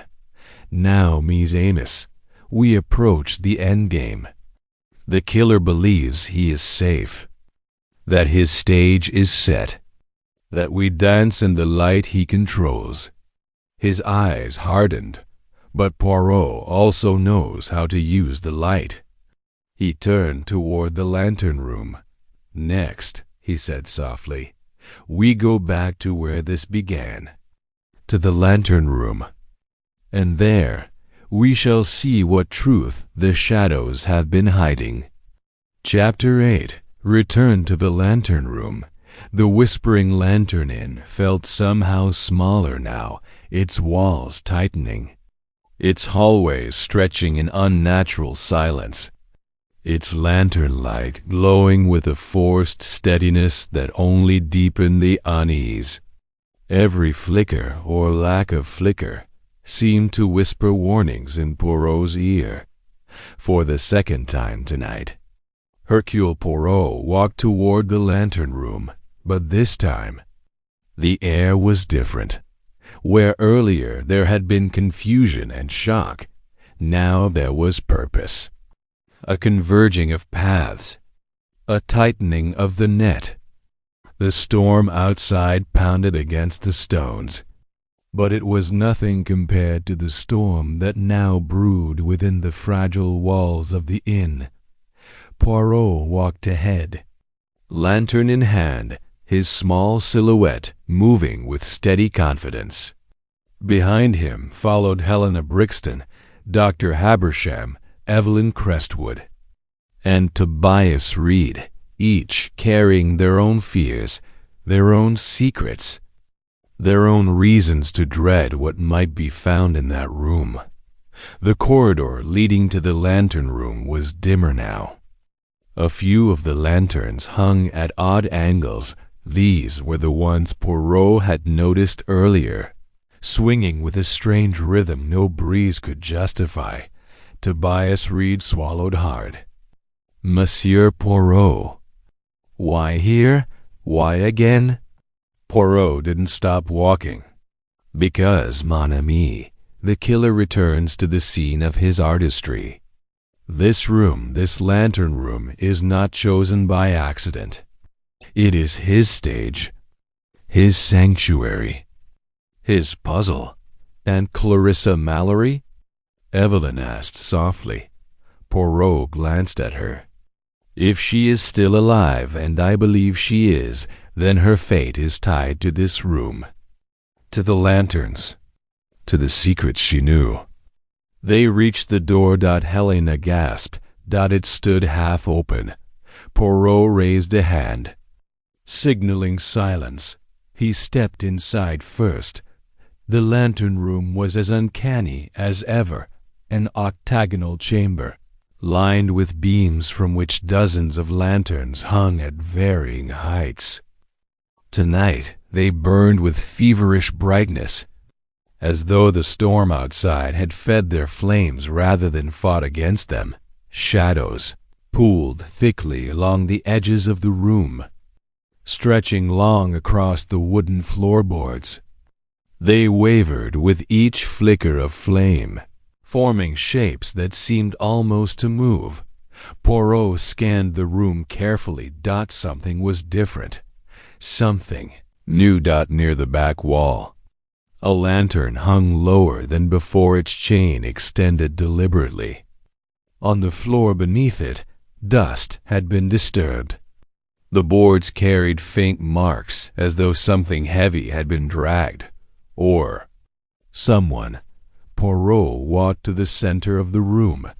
The others hesitated at the threshold. "Come," Poirot said softly. "The truth prefers company." Evelyn stepped inside first, though her hands trembled violently. Tobias followed, fear etched deep into his features. Helena clutched her shawl as though it could protect her from the shadows. Dr. Habersham entered last. Closing the door behind him with a quiet click, Poirot knelt near the disturbed dust. "Footprints," he murmured. "Not Veil's, not the killer's from earlier. These are smaller." Evelyn gasped. "Clarissa?" Poirot nodded. She was here, but not by force." Tobias frowned. "You mean she walked here willingly?" Poirot's. "Precisely. He walked toward the lowered lantern. Someone signaled her," Poirot said. "Someone used the lantern's height to indicate a message, much like Captain Locke did years ago during his smuggling days. Lantern up safe. Lantern down danger. Lantern swinging meeting." Dr. Habersham blinked. "You're saying this killer is communicating through lantern positions?" Poirot smiled faintly. "They whisper, do they not? The inn's name is not mere coincidence." Evelyn's face filled with dread. "So Clarissa came here because she recognized a signal? Something only someone familiar with the inn's history would understand?" Poirot nodded. "Just so." He moved toward a side table, an old wooden one that had stood untouched earlier in the evening. Now, a thin film of dust had been disturbed in a circular pattern. Poirot traced it with his gloved finger. "A cup," he said. "Recently placed. Recently removed." Helena whispered, "My God." "Someone offered her tea?" Poirot turned to calm her, to gain her trust, to make her believe she was safe. Evelyn shuddered. "But why bring her here?" Poirot stepped toward the far wall. "There is a reason," he murmured. On the wall hung an old chart drawn years ago by Captain Locke. Tobias had mentioned this earlier, but Poirot had not examined it closely until now. It was a map of the tunnels beneath the inn. Poirot approached it. The tunnels beneath the inn. Poirot approached it. Fresh fingerprints smudged the edges. Dr. Habersham leaned closer. "Someone touched this recently." "Yes," Poirot said softly. "Someone who needed to navigate the tunnels, to move unseen." Tobias spoke, voice shaky. But who?" "I only ever knew about one tunnel. The one beneath the cellar. I swear it." Poirot's eyes glinted. "There are 3, he said quietly. "Look closely." He pointed to the faded parchment. One leading beneath the cliffs used for escaping to the sea. One leading toward the village never completed. And one leading directly beneath the lantern room. Helena gasped. "Beneath the lantern room? But that's insane." "There's no way." Poirot tapped the floor with the heel of his shoe. A hollow sound echoed beneath the wood. Evelyn stepped back in fear. "Monsieur Poirot, are you saying someone can reach this room from below?" Poirot nodded. "And that, mademoiselle, is precisely how Clarissa Mallory vanished. Not stolen by force through the hallways, not dragged across the inn. She descended." Tobias's eyes widened. "Descended? How?" Poirot walked toward the lowered lantern again. He reached upward and pulled gently on the chain.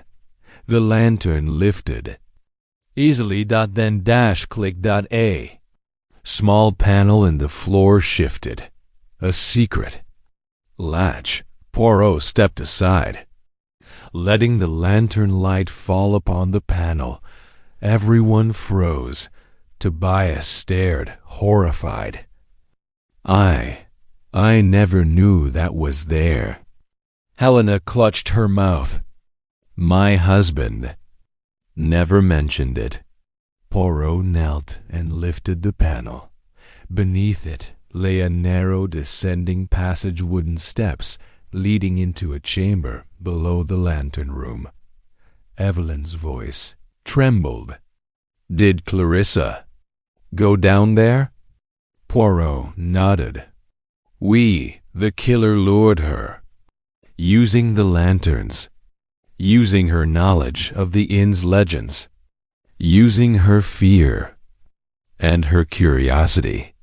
Dr. Habersham peered into the darkness. "But why? Why keep her alive?" Poirot rose. "Because she was looking into something.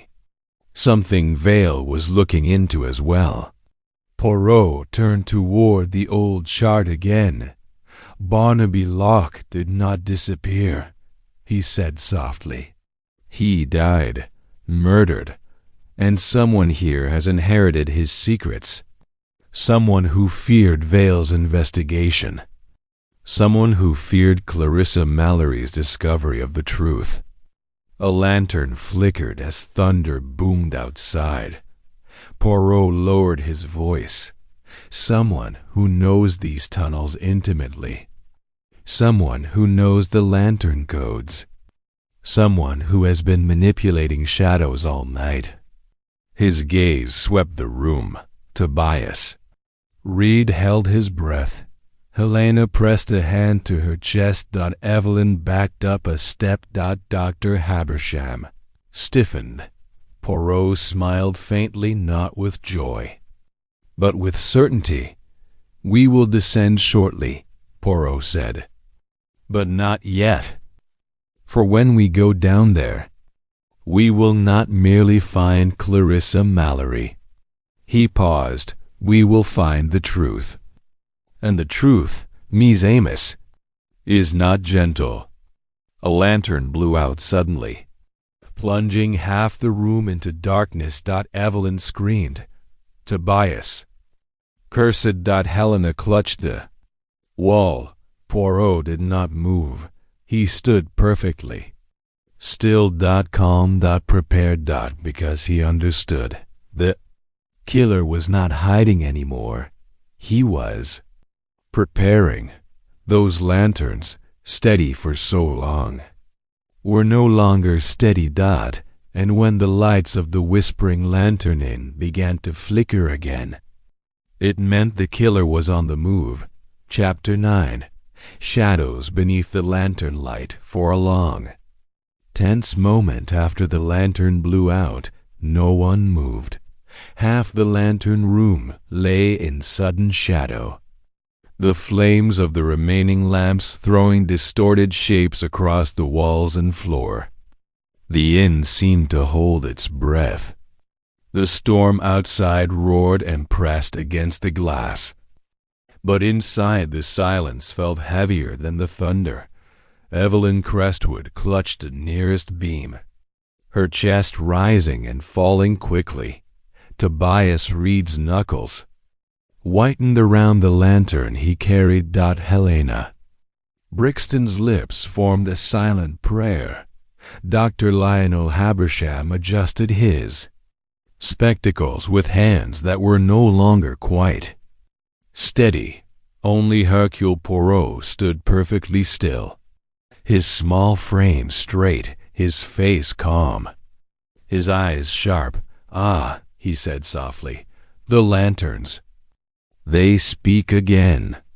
He turned his head slightly, surveying each of the remaining flames. "Do not be afraid, Mes Amis. When a killer extinguishes light, he hopes to create confusion, yes. But confusion is only dangerous to those who do not observe. He tapped his temple lightly, we observe."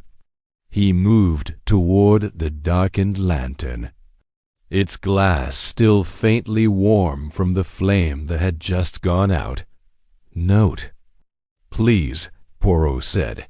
"This lantern alone was extinguished, not the others.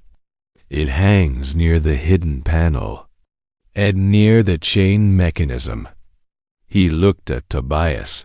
"Did any of you touch this lantern before it went out?" Tobias shook his head quickly. "No, sir. I never came near it." "Nor I," Helena murmured. Dr. Habersham cleared his throat. "Perhaps a draft from the hidden passage. The flame might have been unstable." Poirot's eyes glinted. "Perhaps. Or perhaps someone altered its wick earlier, so that at a certain time, or after a certain amount of burning, it would die. Like a fuse." He straightened. "It is a message. The killer tells us, 'You are close.'" Evelyn shivered. "Then maybe we shouldn't go down there." Poirot regarded her gently. "Mademoiselle, the danger does not lessen if we stay here. It only grows, unseen. Better to walk toward the shadow with a lantern than wait for the shadow to come to you in the dark." He turned to the others. "Listen to me carefully. We will descend into the chamber beneath this room, but we will not all go. That would leave the inn itself unwatched. The killer must believe he still has room to move." Helena frowned. "Who do you want to take with you?" Poirot considered. "Evelyn will stay here," he said, "with Madame Brixton. You will remain in the lantern room, with the door closed but not locked. You will keep the lanterns lit. No one leaves. No one enters without your seeing them." Evelyn opened her mouth to protest, then saw the look in Poirot's eyes and stopped. It was not dismissal, it was trust. "And Tobias?" Dr. Habersham asked. Poirot turned to the caretaker. "Tobias will come with me into the passage," Poirot said. "He knows the bones of this building better than any man alive. If the killer has altered beams or doors, he will see it." Tobias nodded, though fear was plainly written on his face. "And me?" Habersham asked quietly. "You, Doctor," Poirot said, "will remain in the corridor outside the lantern room. You will be the bridge between above and below. If anything happens, if anyone tries to slip past, you will shout loudly." Habersham's mouth tightened, but he nodded. Poirot looked at each of them in turn. "Do you understand? We form a chain, yes? Lantern room, corridor. Chamber below. No one alone. No gaps for the killer to slip through." Helena drew a breath. "And Clarissa?" Poirot's expression softened, but his voice remained firm. "If we are not too late, Madame," he said, "we shall bring her back." He moved to the lowered lantern again and tugged gently on the chain. The hidden panel in the floor released with a quiet click and slid aside, revealing the narrow stairway leading downward, A breath of cold air rose from below, damp, earthy, carrying with it the smell of old stone and something else. Something faintly sour. Poirot took the lantern from Tobias. "Come, mon ami," he said. "Stay close behind me. One step at a time." He placed his foot on the first step. The wood creaked, but held. Poirot descended. The chamber beneath the lantern room was smaller than the cellar, but somehow felt even more oppressive.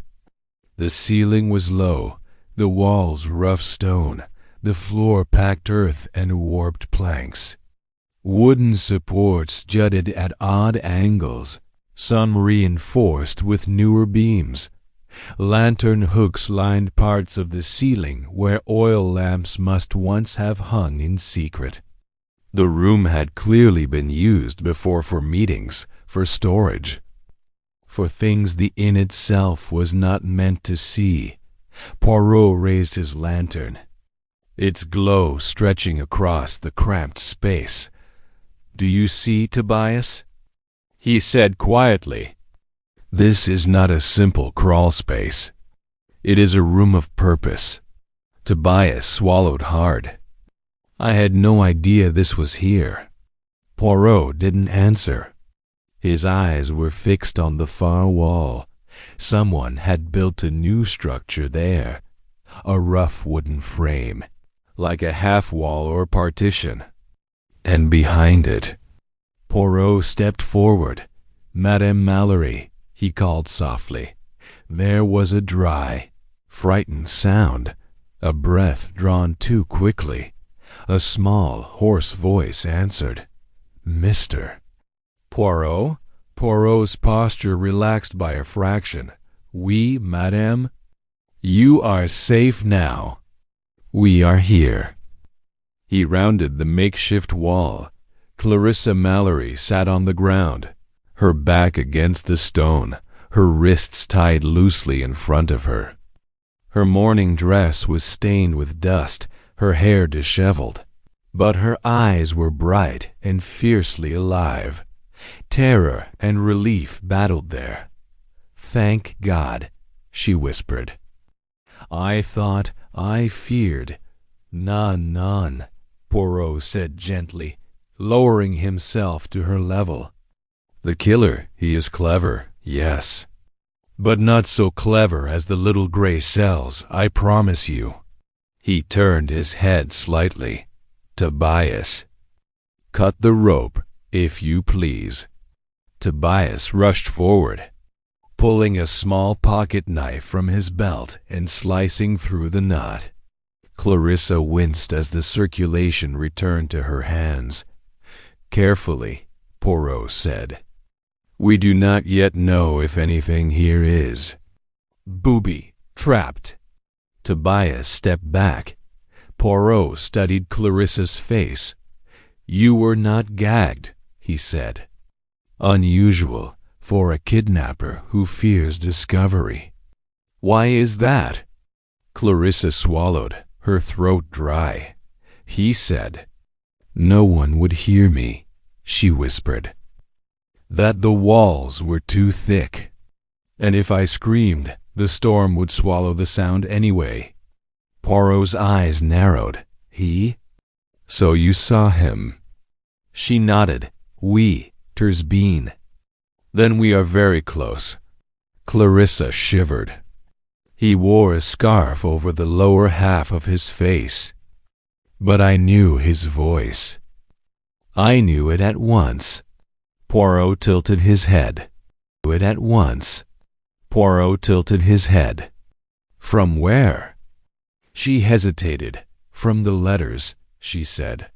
"From the meetings. From the past." Poirot's mustache twitched. "Start at the beginning, madame," he said softly. "Time is not our friend, but clarity is. Tell me, what brought you to the Whispering Lantern Inn? Not as a guest seeking peace, but as a woman hunting ghosts." Her eyes glinted. "I came for Barnaby Lock," she said. The old captain who owned this inn before Helena. The man who disappeared. Poirot nodded slowly. You knew him? I knew his name, she replied. And I knew what he'd done. My late husband was an investigator for an insurance firm. Years ago, he'd been assigned a case tied to this inn. Ships lost off this coast. Claims that didn't make sense. Locked ledgers. Missing cargo, smuggling, fraud. Her hands clenched. He died before he could finish that investigation. The case went cold. But after his death, I found his notes. The name Whispering Lantern Inn repeated over and over. A scribbled line. Locke didn't vanish. Somebody made him vanish. Poirot's eyes watched her keenly. So you came here to continue your husband's work? Yes, Clarissa said. At first quietly. As a guest, watching, listening to the staff, chatting with Helena, pretending to be here for fresh air and sea views. But I recognized things my husband described. Old markings. Hidden beams. The way lanterns were once used as signals. And Monsieur Vale?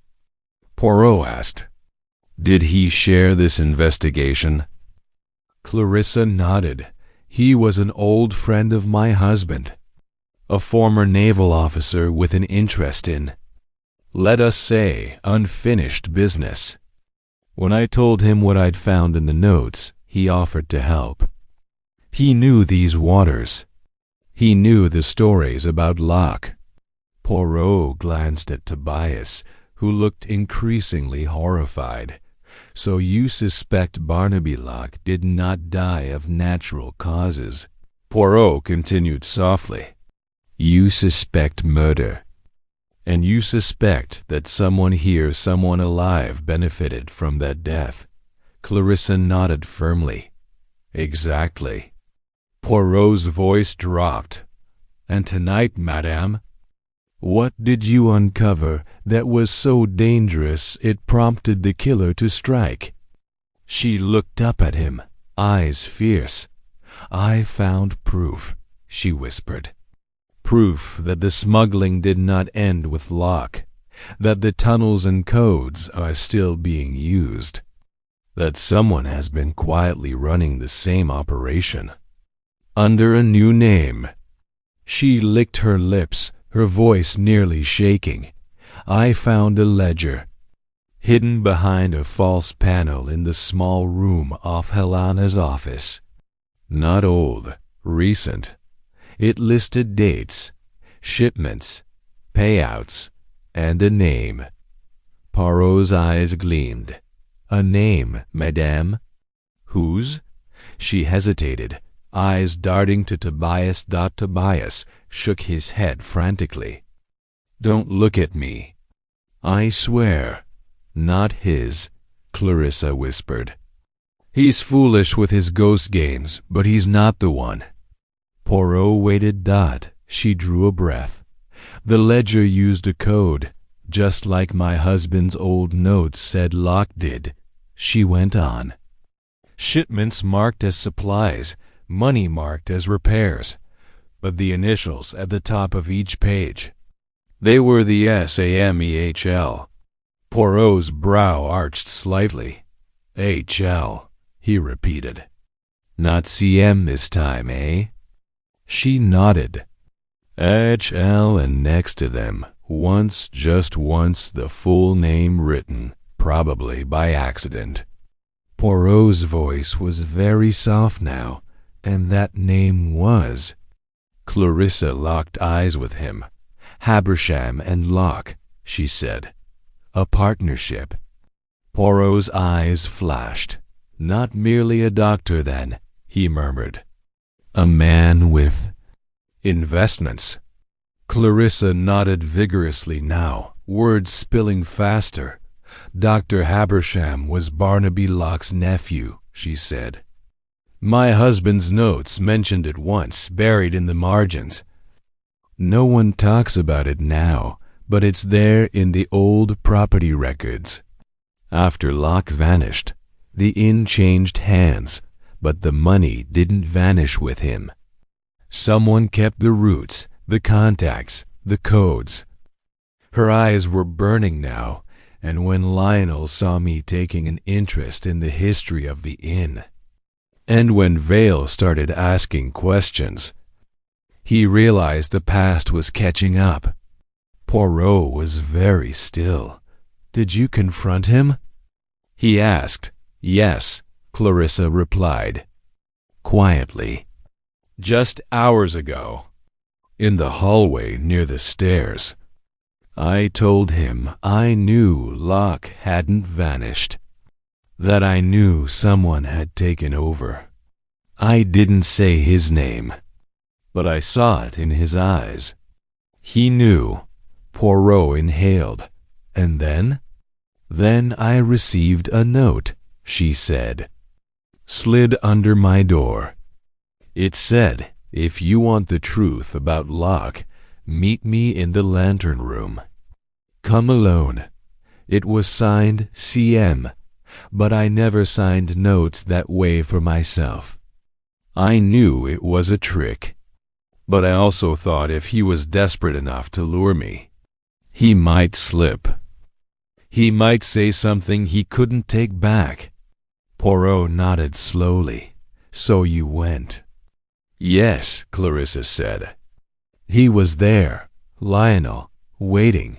He said there had been misunderstandings, that he'd explain everything, that the tunnels were no longer used, that he'd been helping Helena with the inn's finances.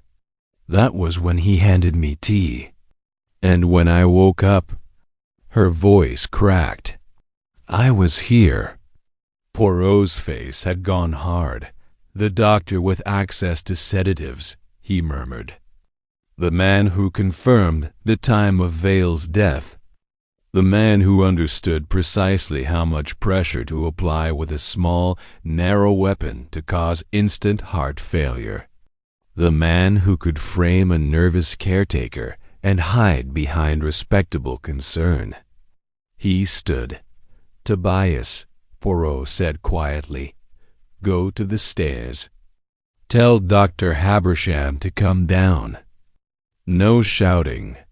No alarm.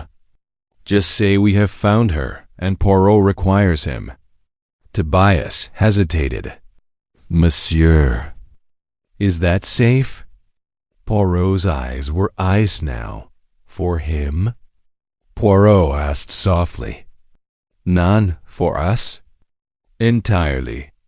Tobias swallowed and nodded. He disappeared up the steps. Poirot leaned closer to Clarissa. Madame, he said, can you stand? She nodded, pushing herself up with his help. You will remain behind this half wall, Poirot instructed. Out of sight. But listen to everything. For we are very close now. And when a man like Lionel Habersham finds that his secrets are slipping through his fingers, he may try something very foolish. From above. Footsteps creaked on the wooden stairs. Heavy, measured. Poirot stepped into the center of the chamber. Lantern held steady, his shadow stretching large against the far wall. Dr. Lionel Habersham descended into view, his spectacles glinting in the lantern light. You found her, then, he said. Excellent. Is she alive? Poirot's smile was small and polite. But of course, Doctor. Your dosage was careful. Not too much. Only enough to keep her quiet. You are, after all, a man of precision. Habersham's jaw tightened. I don't know what you're implying, Poirot.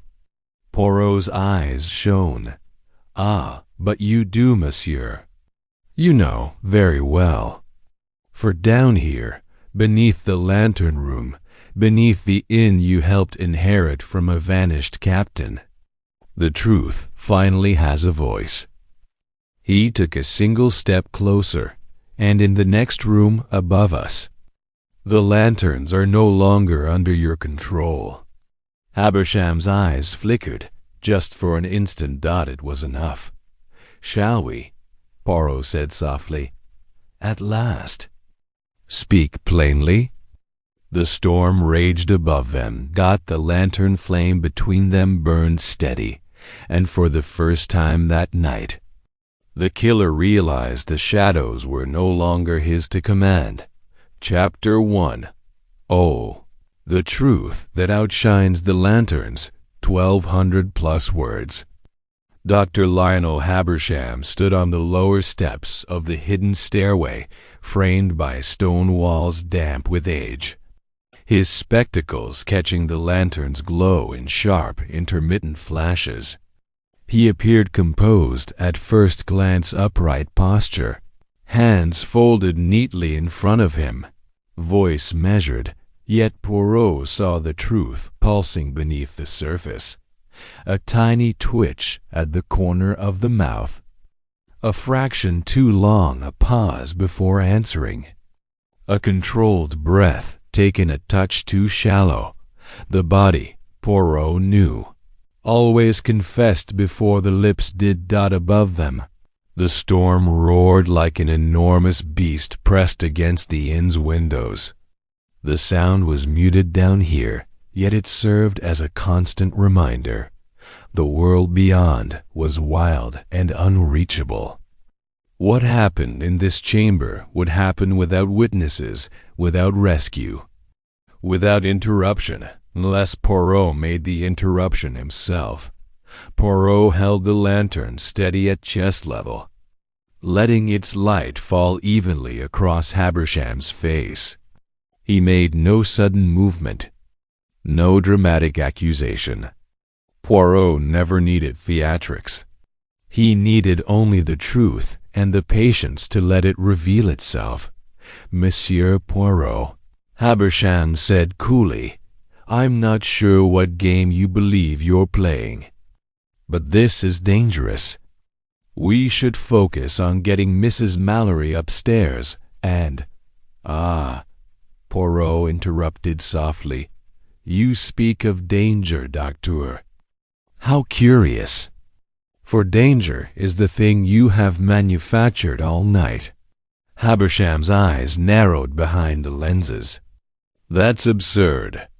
Poirot's mustache twitched as though amused. Is it? Poirot asked gently. Monsieur Vale is dead. Madame Mallory was drugged and tied. The lanterns have been trimmed, extinguished, steadied like stage lights. Footprints were placed as a false trail. A barricade was constructed in the tunnel. And always, you were close enough to observe the movements of the others, but never close enough to appear suspicious. Habersham's jaw tightened. Coincidence? Poirot shook his head slowly. Coincidence is the excuse of lazy minds. But you, Docteur, are not lazy. You are precise. From behind the makeshift wall, Clarissa Mallory's breath caught, though she remained hidden as Poirot instructed. Her presence, unseen but listening, gave Poirot an added advantage. A truth spoken aloud is one thing. A truth heard by its victim is another. Poirot took one step nearer, the lantern light sharpening. Let us speak plainly, Poirot said. You are connected to Barnaby Lock. Habersham's expression flickered so quickly a lesser man might miss it. But Poirot did not miss anything. That's an old local legend, Habersham replied carefully. A sailor who vanished, stories, superstition. Poirot smiled faintly. Ah, superstition. like whispering lanterns, like storms that swallow screams, like tunnels no one knows about. Convenient things, superstition. Habersham's voice sharpened. What do you want? Poirot's voice remained soft. The truth. Habersham let out a breath that could have been laughter. You think you can bully truth out of me? Poirot's eyes remained calm. None. I do not bully. I present. And when you see the pieces laid out, you will realize there is no room left for lies. Poirot raised the lantern slightly, illuminating the rough wooden partition and the disturbed earth floor. You see this chamber, he said. It is not merely a hiding place. It is part of the inn's old network. A private meeting room. A place where contraband could be counted, where money could change hands. Habersham's lips pressed into a thin line. Poirot continued. Barnaby Locke used lantern codes. A lantern raised, a lantern lowered, a lantern swinging signals to those on the cliffs, to those at sea, to those in the tunnels. Tonight, someone revived those signals. Not Tobias, he only played childish games. Not Helena, she fears disorder. Not Evelyn, she is too frightened and too new. Poirot's gaze hardened. Only you. Doctor, have the mind for codes, the hands for precision, and the calm to commit murder without trembling. Habersham's eyes glittered with irritation. You have no proof. Poirot nodded. You are correct. Proof is the language of courts. I am not a court. I am Poirot. He reached into his pocket and withdrew an evidence envelope. Inside was the scrap of dark fabric torn from the killer's clothing, found clenched in Harcourt Vale's dead hand. Poirot held it up. This, he said, was torn during the struggle. It is wool, fine wool, of good quality. Habersham's nostrils flared slightly, almost imperceptibly. Poirot continued, unhurried. Your scarf, Doctor. The one you wore earlier in the lobby. Dark wool, soft, expensive. You wore it because the storm gave you an excuse. But you removed it later, yes? To avoid being recognized by Madame Mallory when you lured her. Habersham scoffed. Many men own scarves. Poirot's eyes glinted. Indeed. Which is why this alone is not enough. He reached into another pocket and withdrew the old coastline map found in Vale's jacket. The red circle marking a spot on the cliffs. Monsieur Vale came here with purpose, Poirot said. He followed a lead. A location. He believed something was hidden. Something connected to Captain Locke's disappearance. Perhaps a cache. Perhaps a ledger. Perhaps a body. Habersham shifted his weight slightly, a subtle discomfort. Poirot stepped closer. You killed him before he could go further. A narrow puncture, straight to the heart, efficient and clean. Not the weapon of a panicked man. The weapon of someone who understands anatomy, who knows exactly where to strike. Habersham's voice dropped. You're guessing. Poirot nodded again, calmly. Then let us add more. He lifted the lantern and moved it in a slow arc, letting its light sweep across the chamber's stone walls.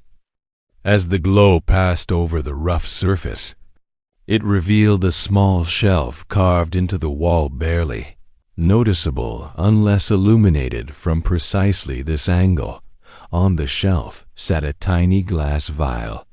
Poirot's eyes softened. almost kindly. "Ah," he said. "There it is." Habersham's face drained of color. Evelyn and Helena were not down here. But Dr. Habersham was, and he stared at the vial as though it had suddenly become a living thing. Poirot walked to the shelf and picked up the vial carefully with a handkerchief. Not his bare hand. The label was partially peeled, but enough remained. A sedative. The kind a doctor might carry. The kind that would knock a woman unconscious, leaving no bruises, no struggle. "You drugged Madame Mallory," Poirot said quietly. "And you kept this vial here, hidden, because you believed no one would discover this chamber." Habersham swallowed. "That proves nothing about Vale." Poirot's mustache twitched.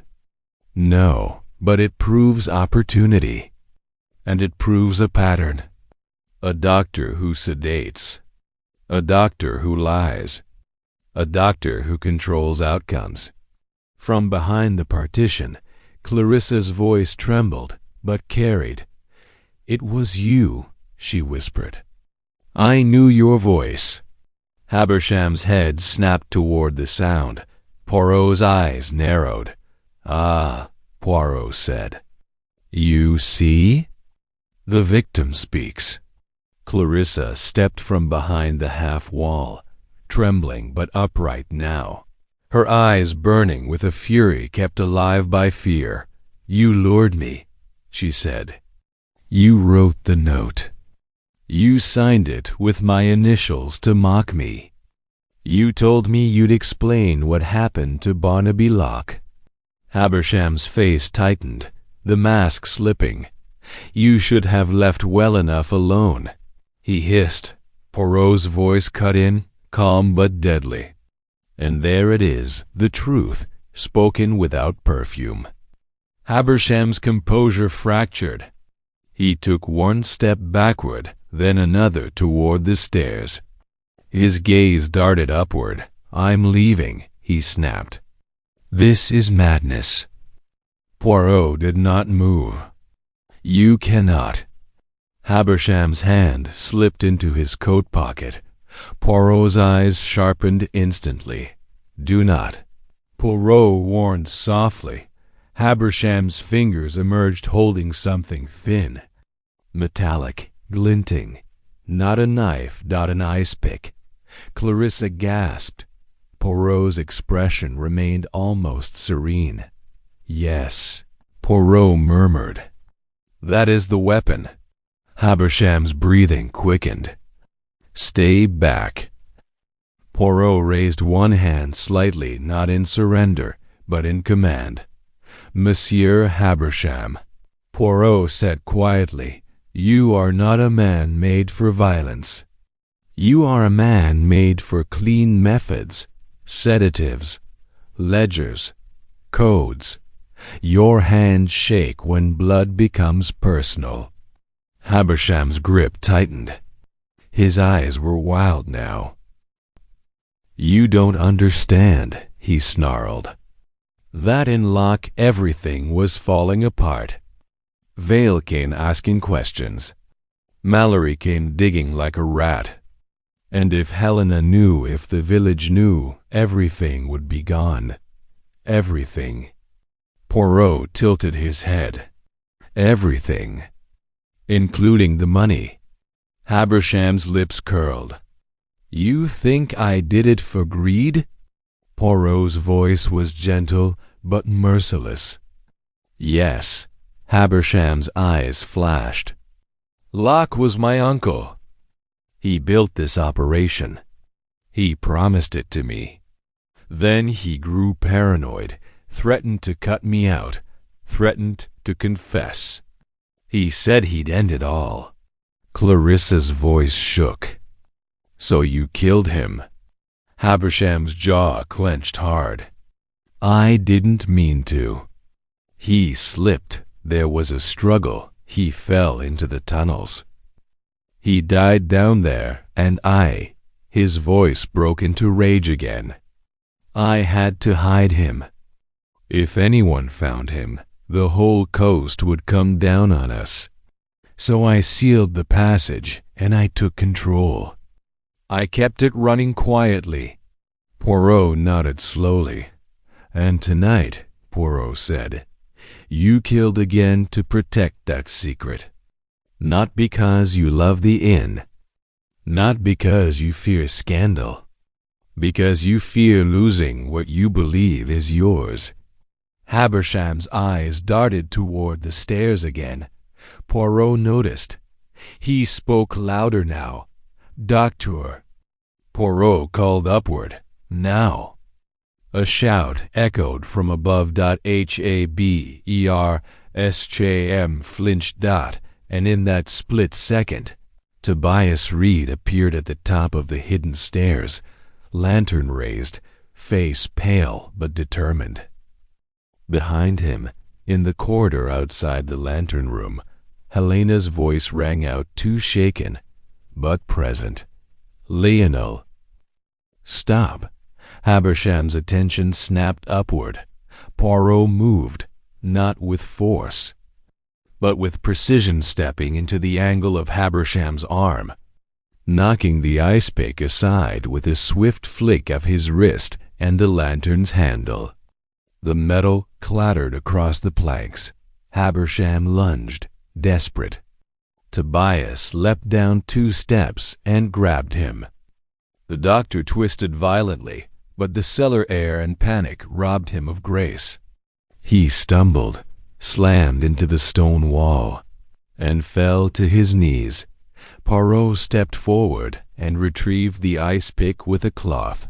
Voila, Poirot said softly. The murder weapon.